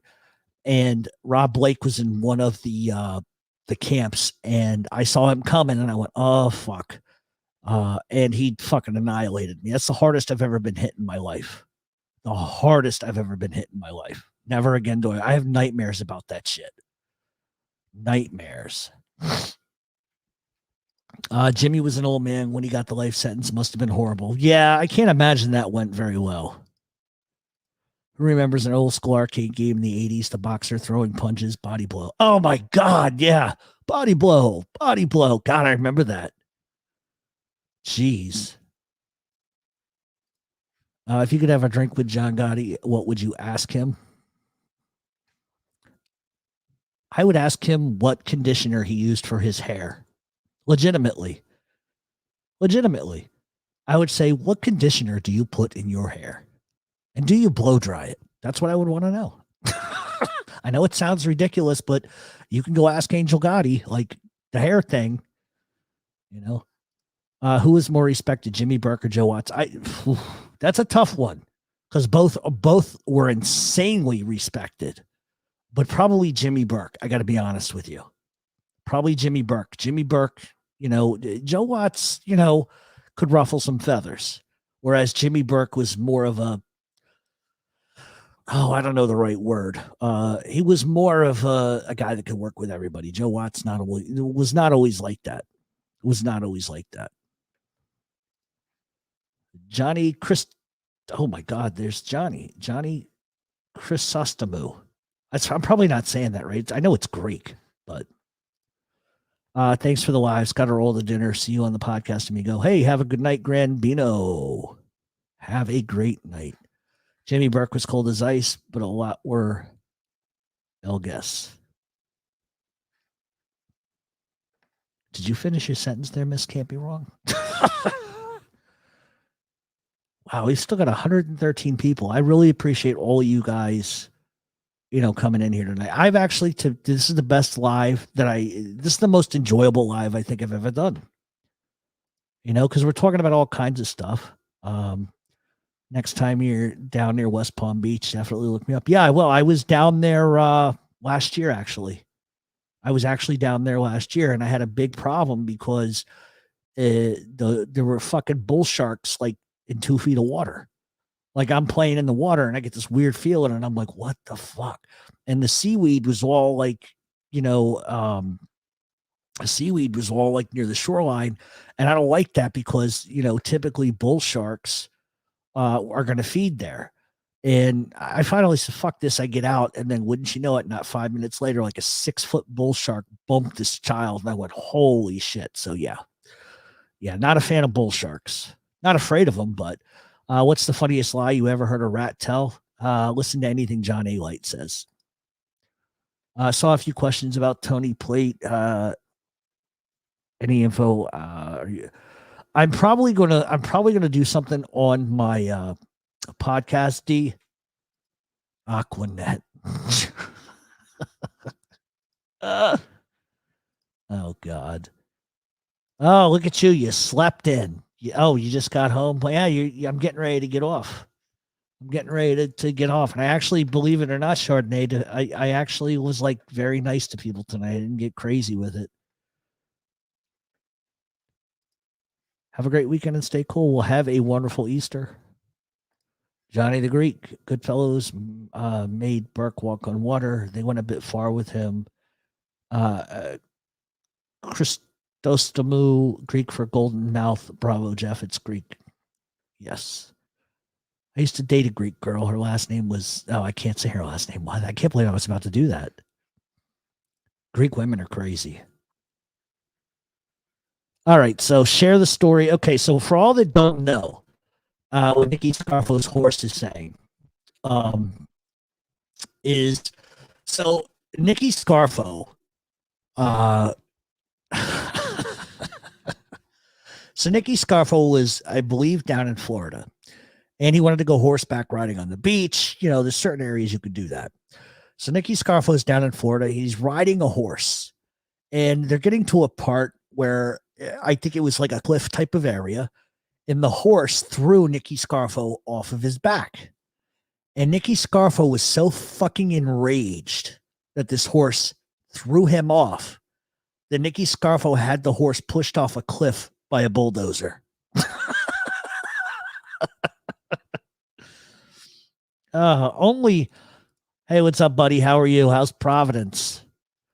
Only Nicky Scarfo could do that. I think he did. I think that's well, so let's say it this way. Casso probably should have been in prison the rest of his life. Did he get screwed because of Sammy's testimony? No, he got screwed because he kept opening his mouth in prison and telling the truth about the fact that Sammy Gravano was a narcotics trafficker, which Sammy Gravano had denied, which I have paperwork that proves I have a DEA report that proves very much otherwise. So Gaspipe, turns out, was telling the absolute truth. And the feds didn't want to hear that. And that's why they ripped up his agreement, because he's making the star witness look like a fucking liar. And if Gravano's made to look like a liar, then they can't get John Gotti. So that's what a lot of the documentary is going to be about. Put some Windex on it. There you go. My grandfather did that. No shit. He would, I swear to God, just like my big fat Greek wedding, he would spray Windex. He was like that. He was an evil nut job. Yeah. Yep. Animals can tell if you're evil or not. No, absolutely. Do you still have that horse ad you used to play? No, but I think I'm going to bring that back, because I was looking for it the other day, and I'm like, I did this whole commercial with Nikki Scarfo and whacking a horse, and then a horse neighing and doing that in the background. I'll bring that back. I got to find it. Who was more dangerous, Vinny the Chin or Neil Delacroce? Probably Neil Delacroce, especially when he was younger. Neil Delacroce was insane. Providence is good. Just work on the union labor overnight. No, I hear you. I saw the picture you posted of Chris the other day. That's still a fucking shame, man. Still a fucking shame. But I hope you're doing all right, my friend. I hope you're doing all right. And let's see. Yeah. I heard that Sammy had his Arizona cronies call him boss. No, he did. He definitely did. I saw Metallica in '89 before they did Seattle. I think that's what you're saying. I remember the horse ad. Yeah, it was a good one. And then I did the Phil Leonetti raccoony wigs. Remember the raccoon wigs, the raccoony wigs? I'll bring those back next week. I got to find them. If I have to, I'll download one of my old shows where I played it and just bring it back. By far the best live so far. Has that corner bar vibe. Well, that's what I've always wanted. Like when I do my lives, I want to talk organized crime, not take life so fucking seriously, and just laugh about shit. The problem is that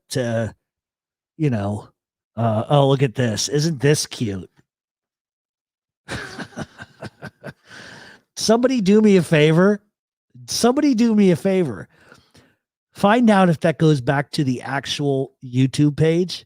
Because if so, I'm about to say some really funny shit, but I know it's not. Yes, I did. Jerk off. Who would want to pretend to be a fucking rat? Like, it's one thing to be a rat, but why pretend to be a rat? That's hilarious. That is fucking hilarious. But yeah, somebody go to that. Somebody go to the link. Somebody go see if this goes to the real thing. Please let it go to a real thing.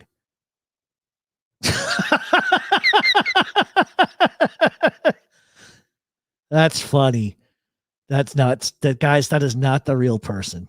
That is not the real person. Who wore it better, Frank Vincent or Phil Leonetti? Frank Vincent.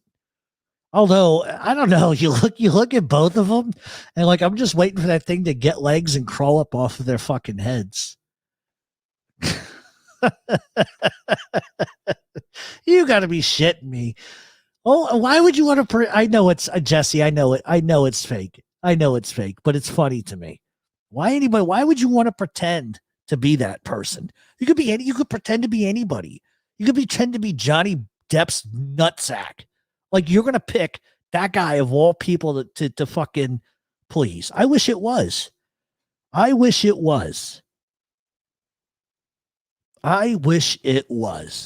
you want to talk about fireworks on the last show? You want to talk real fireworks? I would give you fucking fireworks if that was him. I'm 43. I'm up there. Yeah, well, we all are. No, I know it's fake. Damn it. I wish it was. You guys want fireworks? I'll give you some motherfucking fireworks if that asshole comes on. You'll hear shit that come out of my mouth I don't think you would ever expect me to say. That's funny. I want to thank whoever this guy is that did this, because that really sort of made my night, because I was almost hoping for about 30 seconds that it was. And because in what people say right after I said that was, oh my God, you would platform that disgusting piece of shit to say what I want to say. You goddamn better believe I would do it. Just to scream obscenities at that piece of shit. 100% I would. 100% I would. Anyway, but I guess because that would be the biggest. You want to talk about views? Oh, if that happened, yeah, we'd get 10,000 views because he couldn't get a word in edgewise. That's how much love there is between that piece of shit and me. Was Stanfo or Scarfo the worst Philly boss? Probably Scarfo. Stanfo came in and tried to be like Carlo Gambino. You know, it just doesn't work. Oh no, we don't need that one either. That's another one. Yeah, definitely. Have a good night. Have a great Easter too. Sorry, I didn't mean to leave Natalie out of there. No, Natalie was just a front guy. He was used by Joey and everybody else to just take the fall. That's what he was pissed about. That interview's fucking hilarious. Joey Merlino, I spit on him. I hate this one. I hate that one. I kill more people than cancer. Oh. There's people that have told me some good stories about good old Ralphie. Good old Ralphie. In case I don't forget to say it one last time tonight, please head over and sub to the Post Time Podcast. Please subscribe to the Smiths Haunted Ghost Tube, Fat Bolt Sicilian, Tyler Nolan, and the Grim Life Collective.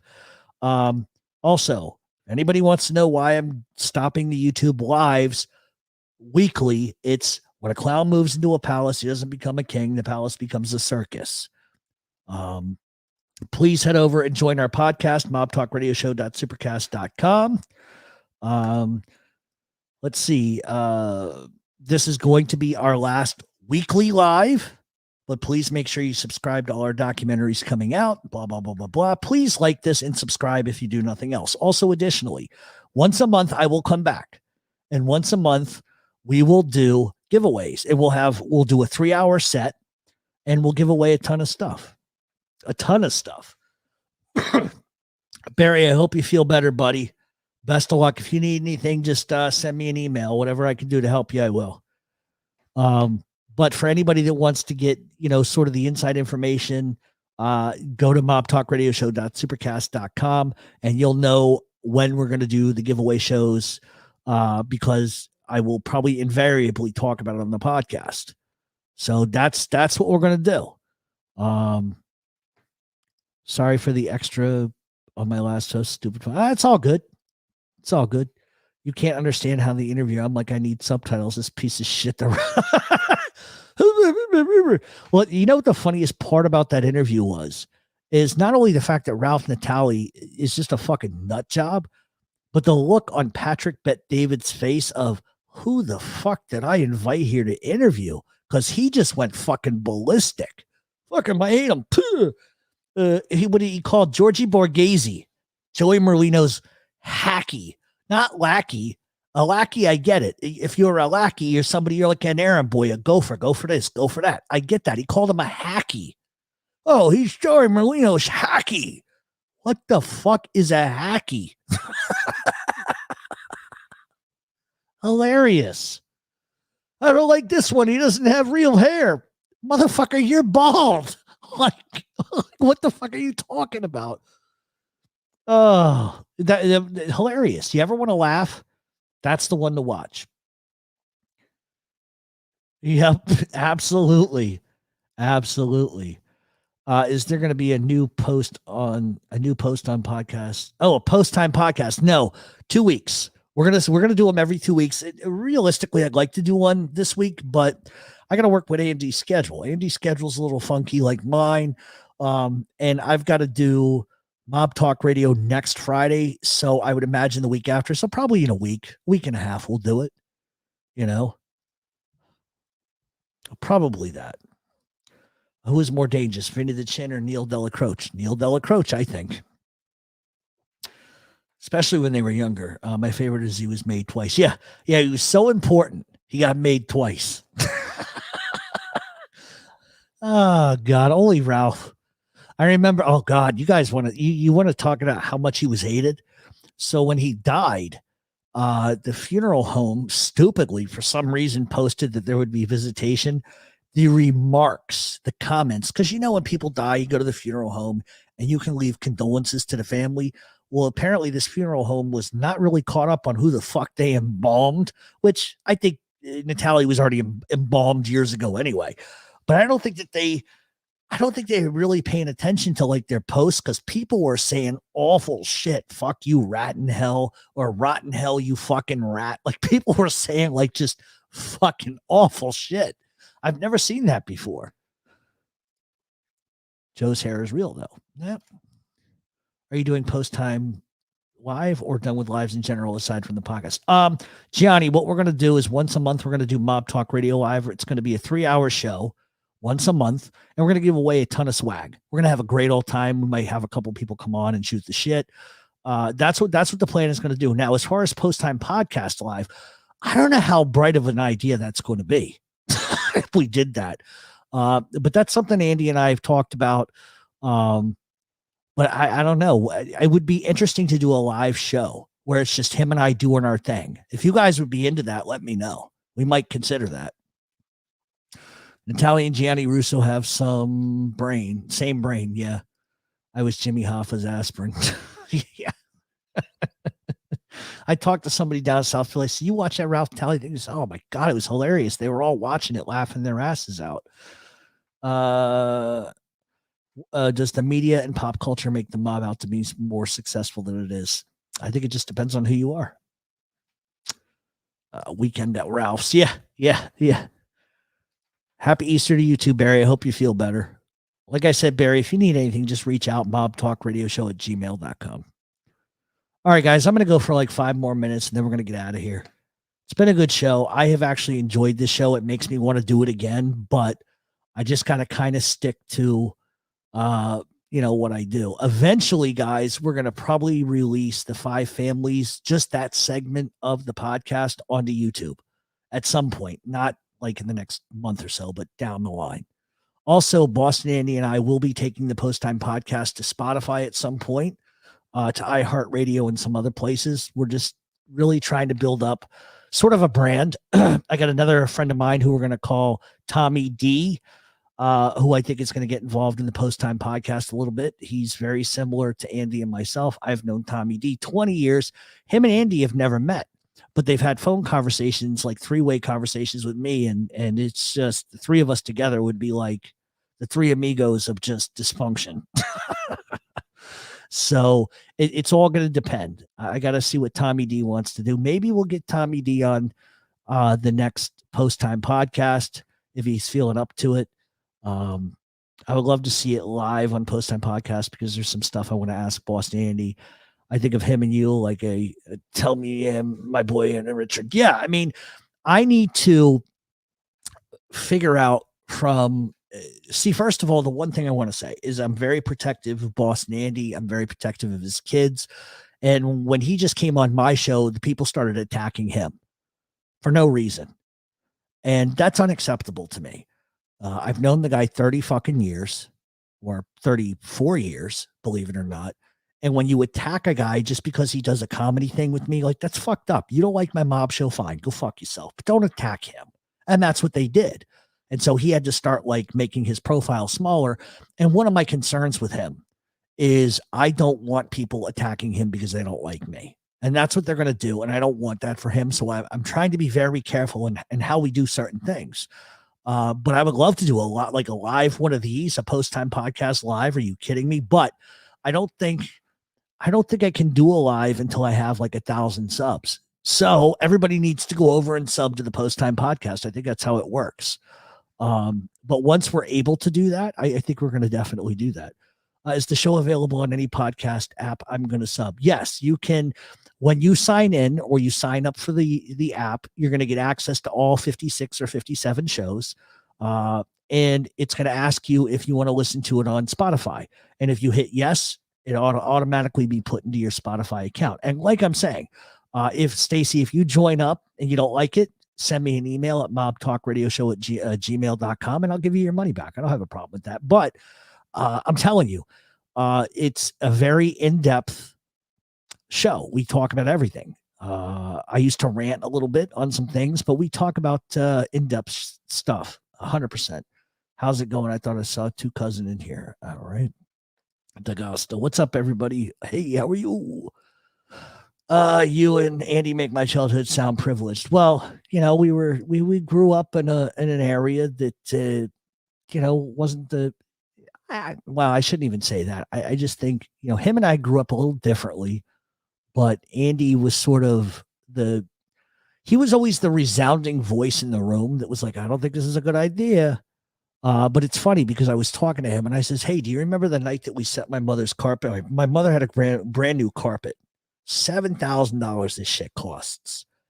And some friends and I were there. We were going to put a fire in the fireplace. It was cold. And we weren't old enough to buy a fucking lighter. And we tried to go to the 7-Eleven and whatever the fuck at the corner store to get a lighter. They wouldn't sell it to us. So somebody had the bright fucking idea of taking newspaper, holding it to the stove, and then running 35 feet into the living room and throwing it in the fireplace. But of course, that didn't happen, and it fell and it lit the goddamn carpet on fire. So for the next 2 hours, we're trying to clean the carpet because we know my mother is crazy. She's going to beat all of us and go crazy. So we got rid of it, but then there's this huge divot in the carpet. So she came in, somebody laid over top of it so she couldn't see it. She goes into her bedroom to go to sleep. She's like, oh, you guys want a pizza? I'll order a pie. So she orders pepperoni, whatever. And Andy says to me, Jeff, here's the problem. We got to fix this fucking rug. So if she comes out of her bedroom, I'll hit her with a bat. What? What? Yeah, I'm going to hit her with a bat. I said, no, you can't hit my mother with a bat. He's like, all right, I got a better idea. Comes out of my room with all these trophies in his hand. And he's tying the trophies to like the fans, the ceiling fans. So she comes out, Jeff, I'm going to hit the light switch. The fan starts going. The trophy hits her and the head falls down and we can all scatter. This was Andy's brilliant fucking idea. This is how terrified everybody was of my mother. And that's what happened. I understand he's your best friend. I have friends like that I would kill for no problem. You remind me of a few of my friends. When you with Boston Andy, yeah, I mean, with him, like, listen, we could go 6 months and I could not have a conversation with him and pick right up where we left off,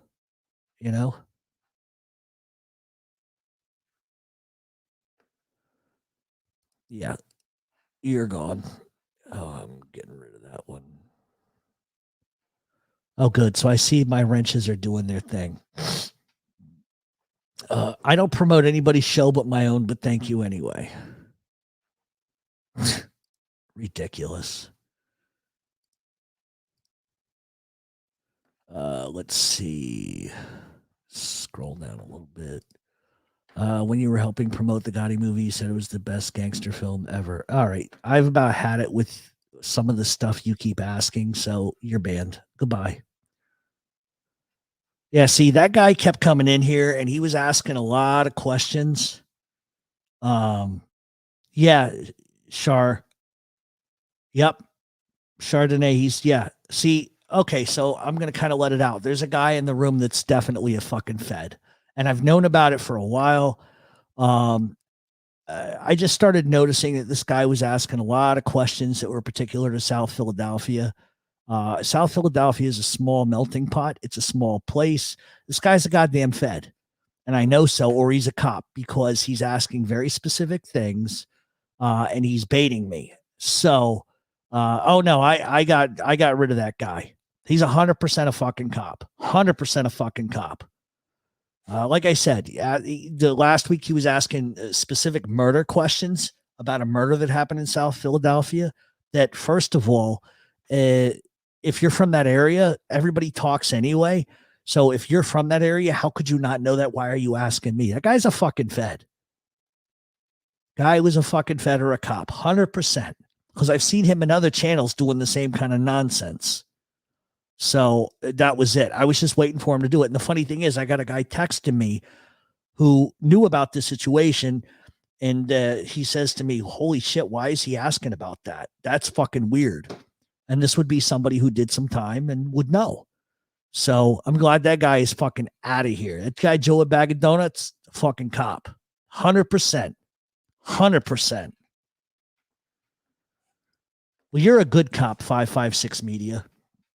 You don't bother me because you're not here to try to get information. But that guy definitely 100% was. And I've known about it for fucking about 2 weeks now, and I've just been waiting. Anyway, note to self, never take Andy to clip somebody. No, Andy's the wrong guy. Seems like Philly and the Lucchese's are the most hardcore families, allegedly seem to have most people that get in. I would disagree. With that. I think the Philadelphia and Genovese are the most hardcore families. That's what I think. Could be wrong, but that's what I believe. Oh, I meant the other one was fake. Okay. Yeah, I got no problem with you, 5.56 Media. You're always a gentleman. You're always nice. This was just a little bit strange. When you've got somebody, that is from the South Philly area and they know a lot about a lot, and they start coming in and asking specifics about murders, that's a real bad sign to me. So the guy's a fucking. He's not a troll. There was more to it than that. Because even somebody that I know that was, I don't want to get into particulars, but there's somebody that's in my chat tonight that was very much a street guy who did a lot of time, who I had been telling this to, and he was in the chat earlier, and he was texting me saying, dude, that guy's a fucking cop. Get rid of him, because he was asking questions that if you're from a certain area, everybody knows what the gossip is. Why are you asking me on a public forum what the gossip is? That's why earlier you had me when he asked that fucking stupid Billy VC comment. I just kind of said, well, what do you think? Because there's something ain't right. And I don't like that kind of shit. What the hell? Rick's the gent, aka Rick Stone, aka Rick Center. That's a long fucking. Ooh, I like your fucking thumbnail. That's a badass thumbnail. Let's see. Maybe they didn't know Ralph. Oh, gotcha. So that's why we dumped out that person on their head, because I've been waiting for this guy to like say shit. That's just really creepy to me. Like if I get a weird feeling 9 times out of 10, I know that I'm right. So I just, you know what? Goodbye. I don't need it. Like when you start a question off with, when you were promoting this film, you said it was the best. You dumb fuck. If I'm promoting a film, whether or not it's the greatest film ever made, I'm going to try to tell you that it is, because I want you to go see it. I want the film to make money. That's what we do for friends. Granted, we may not really be friends anymore, which fucking sucks, but it doesn't mean that you don't help them, just really fucking weird. I almost read that wrong, Johnny. It says big fan from Texas. I almost said big fan from tacos. Like there's a place called Tacos. Oh, no. Oh, well, and I told you about this too, Chardonnay, the other day. Something was off with this. Now, I guarantee you they're going to come back in a fucking a troll account now. So, been with you since 2015. Well, you've been in for the long haul, and you know that I've grown a little bit. Why on God's earth? Just a curiosity, John. I have a question. Why would you use a picture of Raimondi, who is an absolute fraud and a nobody? I'm just curious as to why you would use Raimondi as a photo. Just curious. Is it like an oxymoron kind of thing? I'm just curious.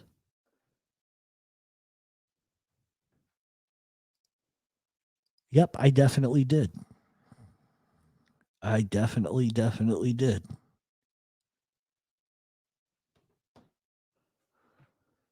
Ah, okay, gotcha. Because for a minute, I'm like, why the fuck do I recognize that guy? And then it's like Raymundi. Oh, all right. You know, the guy's got 12 fucking first names. Carol, how are you doing? All right, guys. I'm just going to go to 10:30 now because it's only like 9 minutes. This is the longest, I think, live we've ever done. And I'm going to tell you something. It's the most enjoyable live that I've ever done. For those that think I'm leaving forever, that is not the case. We'll do something once a month. But what I really want all of you to do is join the podcast, mobtalkradioshow.supercast.com. Join for a month. If you don't like it, I'll give you your fucking money back. I got no problem doing that. But that's really where I excel. The live stuff, give or take. I could do whatever. All right, let me scroll down. Oh, let me see. That's weird.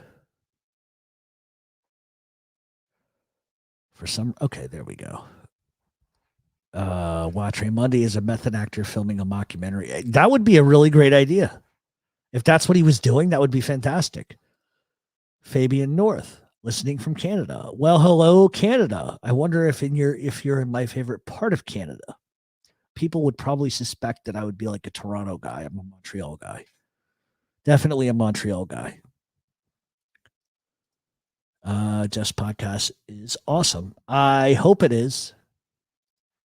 Have a good night, MTR. Always a pleasure listening to you. God bless. Yeah, Damien, take care of yourself, my friend. Stay safe. That would be the best prank. No, it would be hilarious if that's what he was doing. And if anybody could pull it off, it could be him. You know, I could care less about the guy's fucking background. I could care. You know what? I could care less about anybody's background.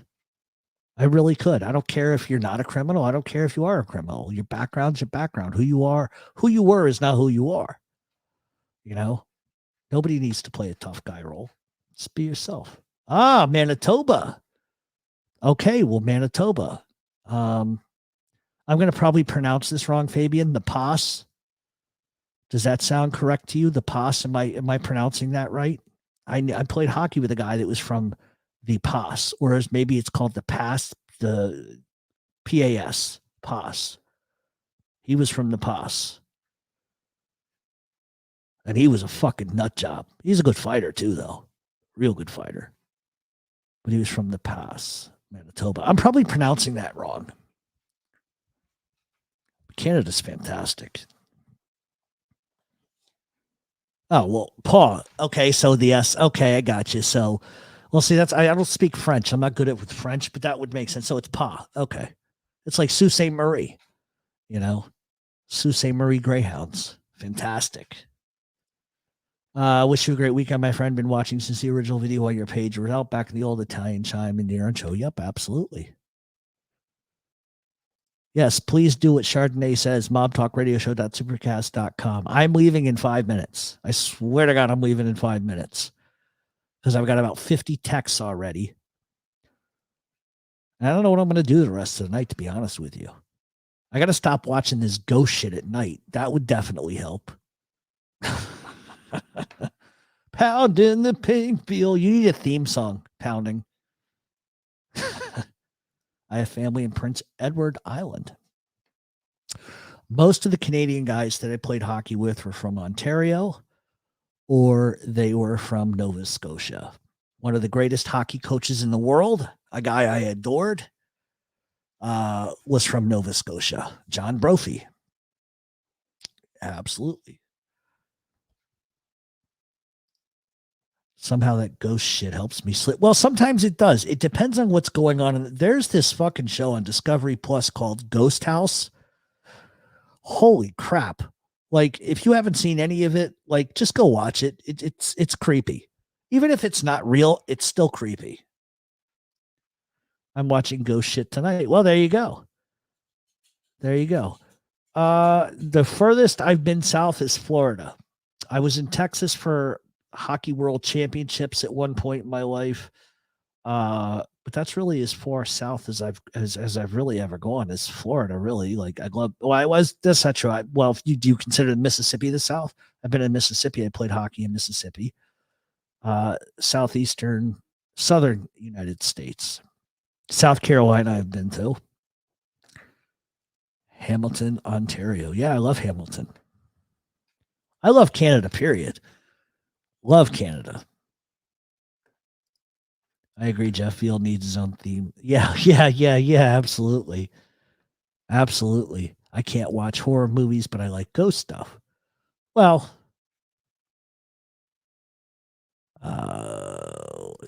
I'm trying to remember. I think it was like in Beaumont, of all places. Like Beaumont's like, Beaumont.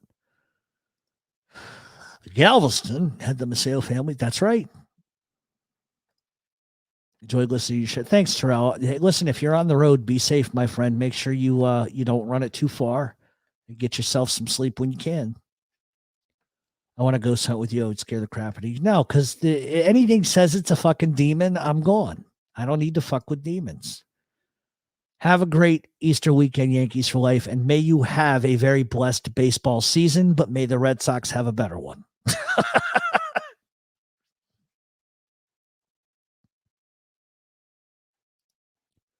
All were offshoots of the New Orleans. Yep. No, absolutely. We've talked about Texas. I do. So, see, I would love to do like a cryptozoology, spook and spectral podcast. I would love to do it. I was joking with my girlfriend today about Obembe, if you know what that is. Basically, in the Congo, they believe a dinosaur still exists. And I was like saying all this shit. She's like, what fucking language are you speaking? What the fuck are you talking about? And I'm like, Obembe, you don't know what that is? She's like, oh my God. So I sent her this link. She's like, this is what you spend your fucking time doing? She's like, do you really believe in that shit? And I'm like, of course I do. Fuck out of here. How could you not? Listen, this is what's funny. People will say there's no chance the Loch Ness could ever exist. People will say that ghosts don't exist. People will say that Bigfoot can't exist. These are the same assholes when they say it doesn't exist, believe that there's 1,000 species of fucking aliens. You know what I mean? Like, get to the fucking, like, get real with it. Oh, yeah, I'm a huge Red Sox fan. Huge Red Sox fan. So did I. 5.56 media. As a matter of fact, there was a night, a buddy of mine was living in DC, right around the Georgetown area. We went out and got hammered one night, and we're talking, and we walked to the stairs in Georgetown. And like all of a sudden, I'm like, why do these stairs look familiar? He's like, that's from The Exorcist. I says, I'm not going near those motherfuckers. I'll go around. I'll meet you on the other side. Yeah. That's how straight up I was. Phillies rule. John E. Savello. Oh, Nick Savello. Yeah, absolutely. Absolutely. Fun fact, Tillman Ferretta owned the Houston Rockets. His father and family owned a mob casino in Vegas. Here you go. Here's a tip. The Maloof brothers. That's all I'm going to say to you guys. The Maloof brothers have some very interesting business partners. The so-called Loch Ness is actually a whale cock. Now, see, Fabian North would fit in with Andy and me on our show. I think the Loch Ness is just a very big eel, but I could be wrong. But I'm not going swimming in the Loch Ness. I've been in Scotland. I put my feet in the Loch Ness and the Loch Lomond. No, thank you. It's because of the high concentration of peat in the water. That's why you can't see shit. Just, she's not your girl. Yeah, you know what's funny that you just said that, Easy Champion, because that's the first thing I'm going to hear tomorrow. Oh, I'm your girlfriend on your show, but over on the phone, I'm your fiance and all. I don't French terms. Fuck the French. Ugh. And I don't mean people that speak French. People from France. I had a bad experience in France. Have you seen the U.S. government has put a $5 million bounty on Daniel Kinahan? No, yeah, I saw that the other day, and that doesn't surprise me, but they're never going to be able to get him because he's in the United Arab Emirates. And if you got money there, they're never going to give you up. I think a real sea monster is most plausible, like a dragon, like a sea serpent, would gnarly or a different giant. No, I agree. Let's see. I'd rather deal with an eel than mess with the nests. And 5.56 media comes right in. See, now you got me talking about like Loch Ness Monster and shit like this. Now I don't want to go. But I was thinking about doing a podcast like that, but I don't know how many people would fucking be into that. You know why the Scots wear kilts? Because sheep can hear a zipper a mile away. Okay, I got a good joke for you, Miguel Pancho 45. Uh, when when sheep herders fuck a sheep, why do they do it on the edge of a cliff? So the sheep will push back. Boom. Oh, there you are. Sorry, Jeff, for all the Texas fun facts. We never get mentioned a lot in mob-related videos, even though we were rich in mob history. No, I agree. Lock Talk Radio. Yeah. Well, see, originally I was going to do a podcast where I talked about old horror movies like Dracula, the Wolfman, Texas Chainsaw Massacre, Curse of the Wolfman, Frankenstein, Bride of Frankenstein, Dracula's Dildo, whatever the fuck they are. I was going to do that, but I just didn't think that people would want to talk about those things. But I always wanted to do like a cryptozoology thing where I could like say, these are the facts. This is what's happened. And then kind of make fun of it at the same time. But I kind of like that kind of stuff, but I have no idea. I'll stick with ghosts and demons. Y'all can have your aliens and Sasquatch. That's right. I knew this was coming. I literally, Bigfoot sex is very itchy. Oh, wow. You know what? Easy champion. Hold on a second. Oh, is it? Hold on. And now a new installment of How Fucked Up Can One Book Be?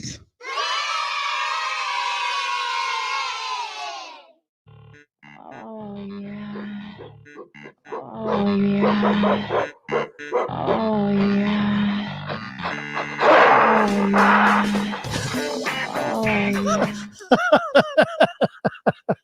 I don't even know if you guys can hear that, but that was actually from the Post Time podcast, where we talked about these erotica books there, where people are writing about having relationships with Bigfoot, and that was just kind of the song that we played in between. So I had to, every time I play that, I get the giggles. It took me forever to make that thing too, and it's funny because I had my windows open and my front door open. I was airing everything out, and my neighbor walks me and says, "What the fuck are you watching in there?" I was like, "Nothing. I'm not watching nothing. It sounds like you're watching like animals fucking on TV." It's like, no, I'm mixing a thing for a radio show. He's like, "Yeah, sure you are." Crazy. Look at this. You guys have kept me. All right, 5 minutes and I'm definitely done. I swear to God, because I've got to, I really don't have anything to do. But it is what it is. But I wanted to thank all of you guys because we kept almost over 100 people in here for like 2 hours or whatever the case may be. Swamp Thing, you make my heart sing. Absolutely. Oh, also for Post Time Podcast, you guys can go onto Facebook and type in Post Time Podcast. I literally posted a photo on the Post Time Podcast Facebook page today. My fiance sent me this thing on entomology, and she's into bugs and whatever the fuck. She's like, "Oh my God, excuse me, I forgot to show you this." This was some girl who was posting in an entomology page that she fantasizes that her girlfriend is a roach, and she does it like a cockroach, and she fantasizes while they're going at it that she's a cockroach. I shit you not. I posted it, the Post Time Podcast on Facebook. Type in Post Time Podcast, and you'll see the picture I put up of it. It's hilarious. It really is hilarious. I was going to put up the photos of the Abraham Lincoln books, but that'll get me thrown off Facebook. But trust me, they're real. So, hold on. So before I get out of here one last time, please understand we are not leaving YouTube. We are not leaving YouTube lives forever. We are only going to do them once a month.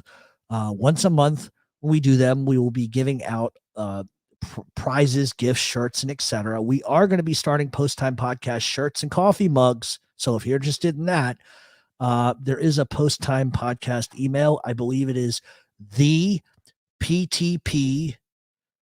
Oh, fuck. I can't even remember my goddamn email.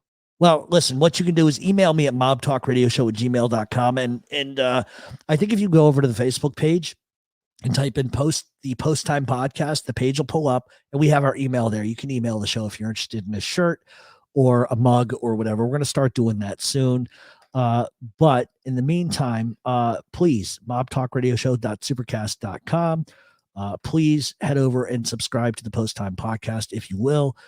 Please subscribe to the Smith's Haunted Ghost Tube, Fat Bald Sicilian, my buddy Tyler Nolan, and Grim Life Collective. And always remember, when a clown moves into a palace, he does not become a king. The palace becomes a circus. And that is the God's honest truth. So all of that being said, we are not going to be leaving YouTube.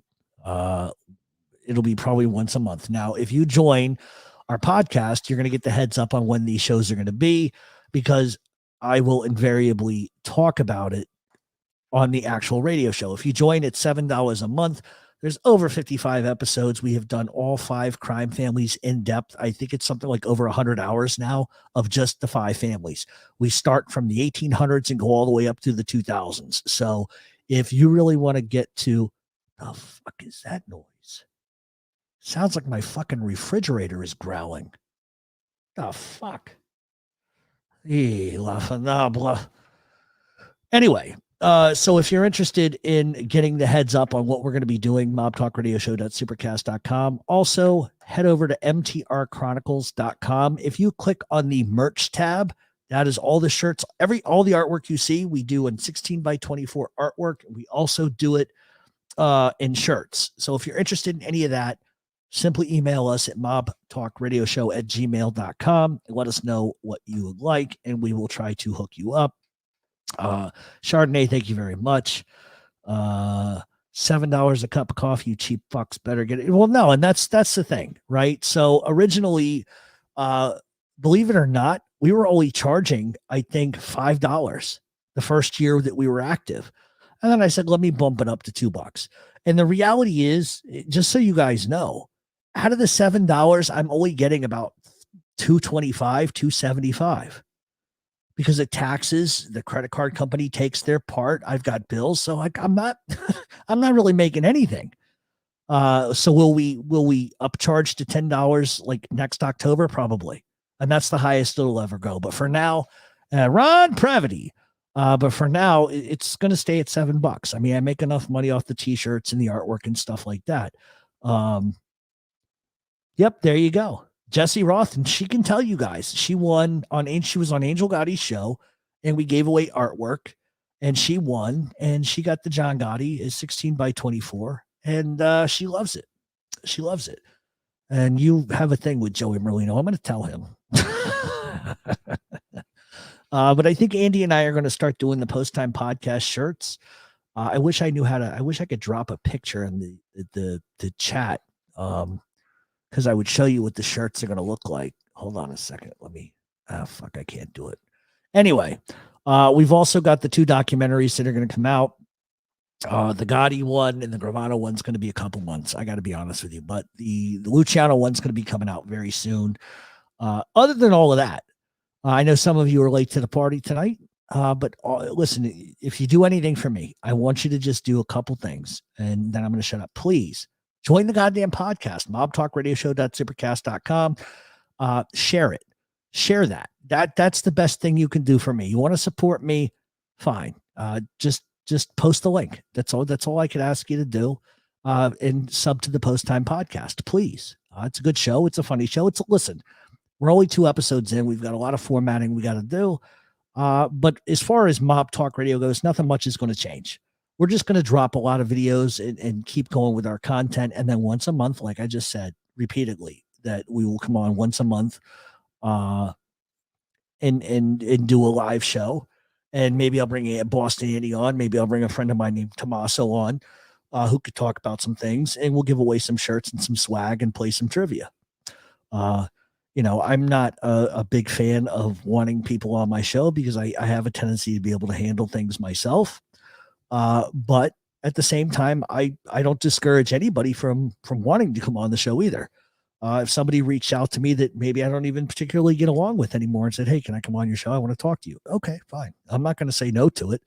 But also interviews are not really my strong point. And I won't interview a rat, and I won't put anybody on my show that's a nobody. I'm just not going to do that. And listen, the reality is no real wise guy is going to go on any of these shows anyway. So there you have it. All right, I'm going to take a look at the comments for one last second here. Post Time Podcast, great show. It's out. Yeah, you do have. Wow. Yeah, you kind of do. You kind of do. Joey's a good-looking guy. I get it. I can understand. I think he was a little like Dracula, but maybe that's just your thing. Oh, God. All right, guys. It's 10:42. I've been on since 8:15. Thank you all for being here. Thank you all for supporting Mob Talk Radio. I wish each and every one of you health, happiness, joy, laughter, and have a great Easter. And if you are not particularly religious, then it is what it is. Whatever you happen to either worship or idolize or whatever, then go to it. But thank you all for supporting me. I appreciate it. We're not leaving YouTube forever. We're just not going to be doing lives a whole lot, and we will make it worth your while when we do the lives. So I wish all of you a very, very, very happy Easter. If you're wondering what I'm going to be doing, literally nothing. Literally nothing. Sitting on my bed watching TV. Oh, fuck. Hold on, guys. The Penguins win. They needed to win tonight to get into the playoffs. And I couldn't watch the game. It was blacked out. 6-3. Go fuck yourself, Islanders. All right. So the Penguins made the playoffs. I'm a happy guy. But if any of you guys ever want to reach out to me, it's mobtalkradioshow@gmail.com. I'm a pretty friendly person. I'm not very abrasive, but thank you all. It means the world to me that you come and listen to me ramble and rant. And we will see everybody probably on the next Post Time Podcast. And I'm going to try to talk to Boston Andy about doing it live. That ought to be interesting, right? All right. Thank you all so very, very, very much. Have a blessed Easter, and try to do something good for somebody else. And if the holidays are tough for you, just know it gets better.